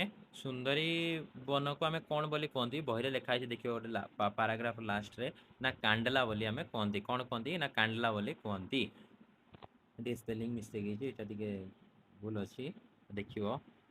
ଏଇଟା କ୍ୟାଣ୍ଡଲା ବୋଲି ଆମେ କୁହନ୍ତି। ତାପରେ ବୁଝିପାରିଲ, ଆମର ଜୁଆରିଆ ଅରଣ୍ୟର ବୃଷ୍ଟିପାତ କେମିତି ହେଇଥାଏ, ତାପରେ ଆମର ଭୌଗୋଳିକ ବିତରଣ, ଏହାର କେତେ କିଲୋମିଟର ପର୍ଯ୍ୟନ୍ତ ବିସ୍ତୃତ ଏବଂ ଜଙ୍ଗଲର କେତେ ପ୍ରାୟ 0.14% ଆୟତନରେ ଅଧିକାର କରିଛି ଏବଂ ଏହା 28ଟି ଜୁଆରିଆ ଅରଣ୍ୟ ରହିଛି। ତାହେଲେ ସୁନ୍ଦରବନ କ'ଣ କ'ଣ କାହିଁକି କୁହାଗଲା, କେଉଁ ନଦୀର ଯୋଗୁଁ ତ୍ରିକୋଣଭୂମି ସୃଷ୍ଟି ହେଲା, ତାପରେ ଓଡ଼ିଶାର ଲୁଣା ଜଙ୍ଗଲ ଜାଣିଲ, ଓଡ଼ିଶାର ମହାନଦୀ ବ୍ରାହ୍ମଣୀ ବୈତରଣୀ ମିଳିତ ତ୍ରିକୋଣଭୂମିର ବିଶେଷତ୍ୱ ଯୋଗୁଁ ଏହା ହେନ୍ତାଳ ଗଛର ଅରଣ୍ୟ ଦେଖାଯାଏ। ଏହାକୁ ହେନ୍ତାଳ ବନ ବା ଲୁଣା ଜଙ୍ଗଲ ମଧ୍ୟ କୁହାଯାଏ। ସୁନ୍ଦରୀ ବନକୁ କାଣ୍ଡଲା ବୋଲି ମଧ୍ୟ କୁହାଯାଏ। କାଣ୍ଡଲା ବୋଲି ମଧ୍ୟ କୁହାଯାଏ। କାଣ୍ଡଲା ବୋଲି ମଧ୍ୟ କୁହାଯାଏ। ବହିରେ ଦେଖିଦେବ, ଭଲସେ ଲେଖା ହେଇଛି। ତାପରେ ଜୁଆରିଆ ଅରଣ୍ୟର ବୈଶିଷ୍ଟ୍ୟ, ଉପଯୋଗିତା ଏବଂ ବିତରଣ। ତ ଏଠି ପ୍ରଥମେ କୁହାଗଲା ବୃକ୍ଷର ଉଚ୍ଚତା ଏବଂ ମୂଲ୍ୟ। ବୃକ୍ଷର ଉଚ୍ଚତା ଏବଂ ମୂଲ୍ୟ। ଏ ଅରଣ୍ୟ ଗୁଡ଼ିକର କାଠ ସେ ବିଶେଷ ମୂଲ୍ୟବାନ ନୁହେଁ। ଏହା ଗଛଗୁଡ଼ିକର ଉଚ୍ଚତା ପ୍ରାୟ 30 ମିଟର ପର୍ଯ୍ୟନ୍ତ ହୋଇଥାଏ। ପ୍ରତିରୋଧକ ବଳୟ। ସାମୁଦ୍ରିକ ବାତ୍ୟା ଏବଂ ଉଚ୍ଚ ଜୁଆର ଦାଉରୁ ରକ୍ଷା କରିବା ପାଇଁ ଏହି ଅରଣ୍ୟ ଏକ ପ୍ରତିରୋଧକ ବଳୟ ବା ଆଶ୍ରୟ ବଳୟ ରୂପେ କାର୍ଯ୍ୟ କରିଥାଏ। ତାପରେ ମାନବୀୟ ହସ୍ତକ୍ଷେପ। ଆଜିକାଲି ଏହି ଅରଣ୍ୟକୁ କେତେକାଂଶରେ କଟାଯାଇ ଏଠାରେ ଜନବସତି ଏବଂ କୃଷି କ୍ଷେତ୍ରରେ ପରିଣତ କରାଯାଉଛି। ତାପରେ ବ୍ୟବହାର ଆମର ଏଟା ବି ଟିକେ ସ୍ପେଲିଂ ମିଷ୍ଟେକ୍ ହେଇଛି ରେ ପିଲାମାନେ। ଏଟାରେ ଆମର ହେବା କଥା କ'ଣ, ଆମର କାହା କାଠରୁ ଡଙ୍ଗା ତିଆରି ହୁଏ, ଆମର ଯେଉଁ କାଜୁରିନା ବା ଲୁଣା ଜଙ୍ଗଲ କାଠରୁ। ଏଟା ତମର ସ୍ପେଲିଂ ମିଷ୍ଟେକ୍ ହେଇଛି, ବହିରେ ଅଛି କାଜୁରିନା ବା ଲୁଣା ଜଙ୍ଗଲ କାଠରୁ ଆମର ଡଙ୍ଗା ତିଆରି ହୁଏ। ଏଇଟା ଟିକେ ଦେଖିବ, ଟିକେ ପିପିଟିରେ ସ୍ପେଲିଂ ମିଷ୍ଟେକ୍ ରହିଛି ପିଲାମାନେ, ସେଥିପାଇଁ କ୍ଷମା କରିଦେବ। ଯେଉଁଟାକି ଆମର କାଜୁରିନା କହିପାରିବା ବା ଆମର ଲୁଣା ଜଙ୍ଗଲ କାଠ, ଝାଉଁ ବୃକ୍ଷର କାଠ, ଏଥିରୁ ଆମେ ଡଙ୍ଗା ତିଆରି ହୁଏ। ସେହିପରି ସୁନ୍ଦରୀ ଗଛର ଛାଲକୁ ରଙ୍ଗ ବ୍ୟବହାର କରିବାରେ ବ୍ୟବହାର କରାଯାଏ। ପୂର୍ବ ଉପକୂଳ ବିତରଣ, ପୂର୍ବ ଉପକୂଳ କୃଷ୍ଣା ଗୋଦାବରୀ ନଦୀର ତ୍ରିକୋଣ ଭୂମିରେ ଏହି ଜୁଆରୀ ଅରଣ୍ୟ ଦେଖାଯାଏ। ଜୁଆରୀ ଅରଣ୍ୟର ବୈଶିଷ୍ଟ୍ୟ, ଉପଯୋଗିତା, ବିତରଣ ବୁଝିଲ। ବୃକ୍ଷର ଉଚ୍ଚତା ଏବଂ ମୂଲ୍ୟ, ଏହି ଅରଣ୍ୟର କାଠ ବିଶେଷ ମୂଲ୍ୟ ନାହିଁ, ଏହାର ଉଚ୍ଚତା 30 ମିଟର ପର୍ଯ୍ୟନ୍ତ ହୋଇଥାଏ। ପ୍ରତିରୋଧକ ବଳୟ, ଏହା ସାମୁଦ୍ରିକ ବାତ୍ୟା ଉଚ୍ଚ ଜେରକୁ ମଧ୍ୟ ରକ୍ଷା କରିଥାଏ। ମାନବିକ ହସ୍ତକ୍ଷେପ, ମାନେ ଏହି ଅରଣ୍ୟକୁ କେତେକାଂଶରେ ହଟାଯାଇ ସେଠାରେ ଜନବସତି ଏବଂ କୃଷି କ୍ଷେତ୍ରରେ ପରିଣତ କରାଯାଉଛି। ତାପରେ ବ୍ୟବହାର କ'ଣ, ଏଟା ଲୁଣା ଜଙ୍ଗଲ ବା ଆମର ଝାଉଁ ଜଙ୍ଗଲ ବା କାଜୁରିଆ କାଠରୁ ଡଙ୍ଗା ତିଆରି କରାଯାଏ। ସେପରି ସୁନ୍ଦରୀ ଗଛ ଛାଲରୁ ରଙ୍ଗ ବ୍ୟବହାର କରାଯାଏ।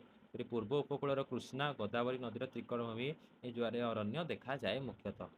କୃଷ୍ଣା ଗୋଦାବରୀ ହେଇଗଲା, ଆମ ଓଡ଼ିଶାରେ ମହାନଦୀ, ବ୍ରାହ୍ମଣୀ ବୈତରଣୀ ନଦୀର ମିଳନ ହେଇଗଲା।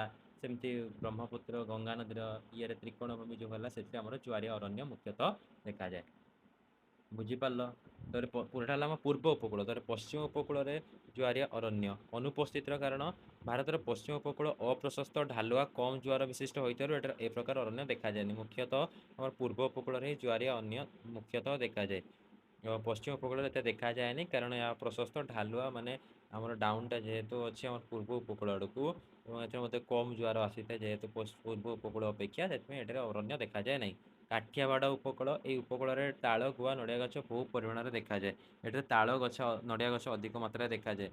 ଗୁଜରାଟ କଚ୍ଛ ଅଞ୍ଚଳ, ମଧୁର ଜଳପୂର୍ଣ୍ଣ ସନ୍ତସନ୍ତିଆ ଅଞ୍ଚଳରେ ଏହି ପ୍ରକାର ଅରଣ୍ୟ ଦେଖାଯାଏ। ତେଣୁ ଗୁଜରାଟ ଅନ୍ତର୍ଗତ କଚ୍ଛ ଉପସାଗରରେ ମଧ୍ୟ କିଛି ମାତ୍ରାରେ ଜୁଆରିଆ ଅରଣ୍ୟ ରହିଛି ବୋଲି ଆମେ କହୁଛେ। କିନ୍ତୁ ଗୁଜରାଟ କଚ୍ଛ ଅଞ୍ଚଳରେ କିଛି ମାତ୍ରାରେ ରହିଛି ଜୁଆରିଆ ଅରଣ୍ୟ, ଏଇଟା ମନେ ରଖିଦେବ। ପଶ୍ଚିମ ଉପକୂଳର ଗୁଜରାଟ ଏବଂ କଚ୍ଛ ଅଞ୍ଚଳରେ କିଛି ମାତ୍ରାରେ ଜୁଆରିଆ ଅରଣ୍ୟ ରହିଛି, କାରଣ ଜଳ ମଧୁର ଜଳପୂର୍ଣ୍ଣ ଏବଂ ସନ୍ତସନ୍ତିଆ ଅଞ୍ଚଳ ରହିଥିବାରୁ ଏ ଅରଣ୍ୟ ଦେଖାଯାଏ।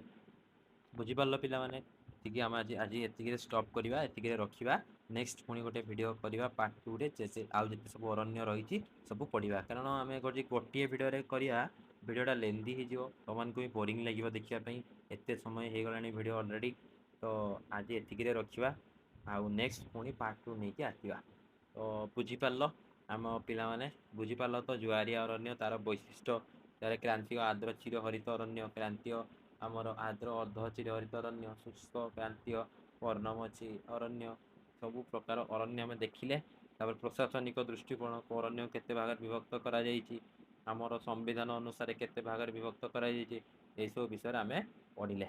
ତ ତୁମେମାନେ ଟିକେ ଭଲସେ ଭିଡ଼ିଓଟି ଦେଖିବ, ତାପରେ ଟିକେ ବୁକ୍ରେ ଯାଇକି ପଢ଼ିବ।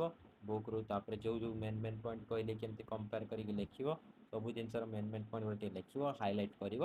ଆଉ ଏମିତି ପଢ଼ିଲେ ତୁମେ ଇଜିଲି ଜିନିଷଟା ମନେ ରଖିପାରିବ, ଆଉ ତୁମକୁ ପରୀକ୍ଷାରେ ମଧ୍ୟ ହେଲ୍ପଫୁଲ୍ ହେବ। ଠିକ୍ ଅଛି, ଆଜି ଏତିକିରେ ରଖିବା ପିଲାମାନେ। ରହୁଛି। Thank you. ଜୟ ଜଗନ୍ନାଥ।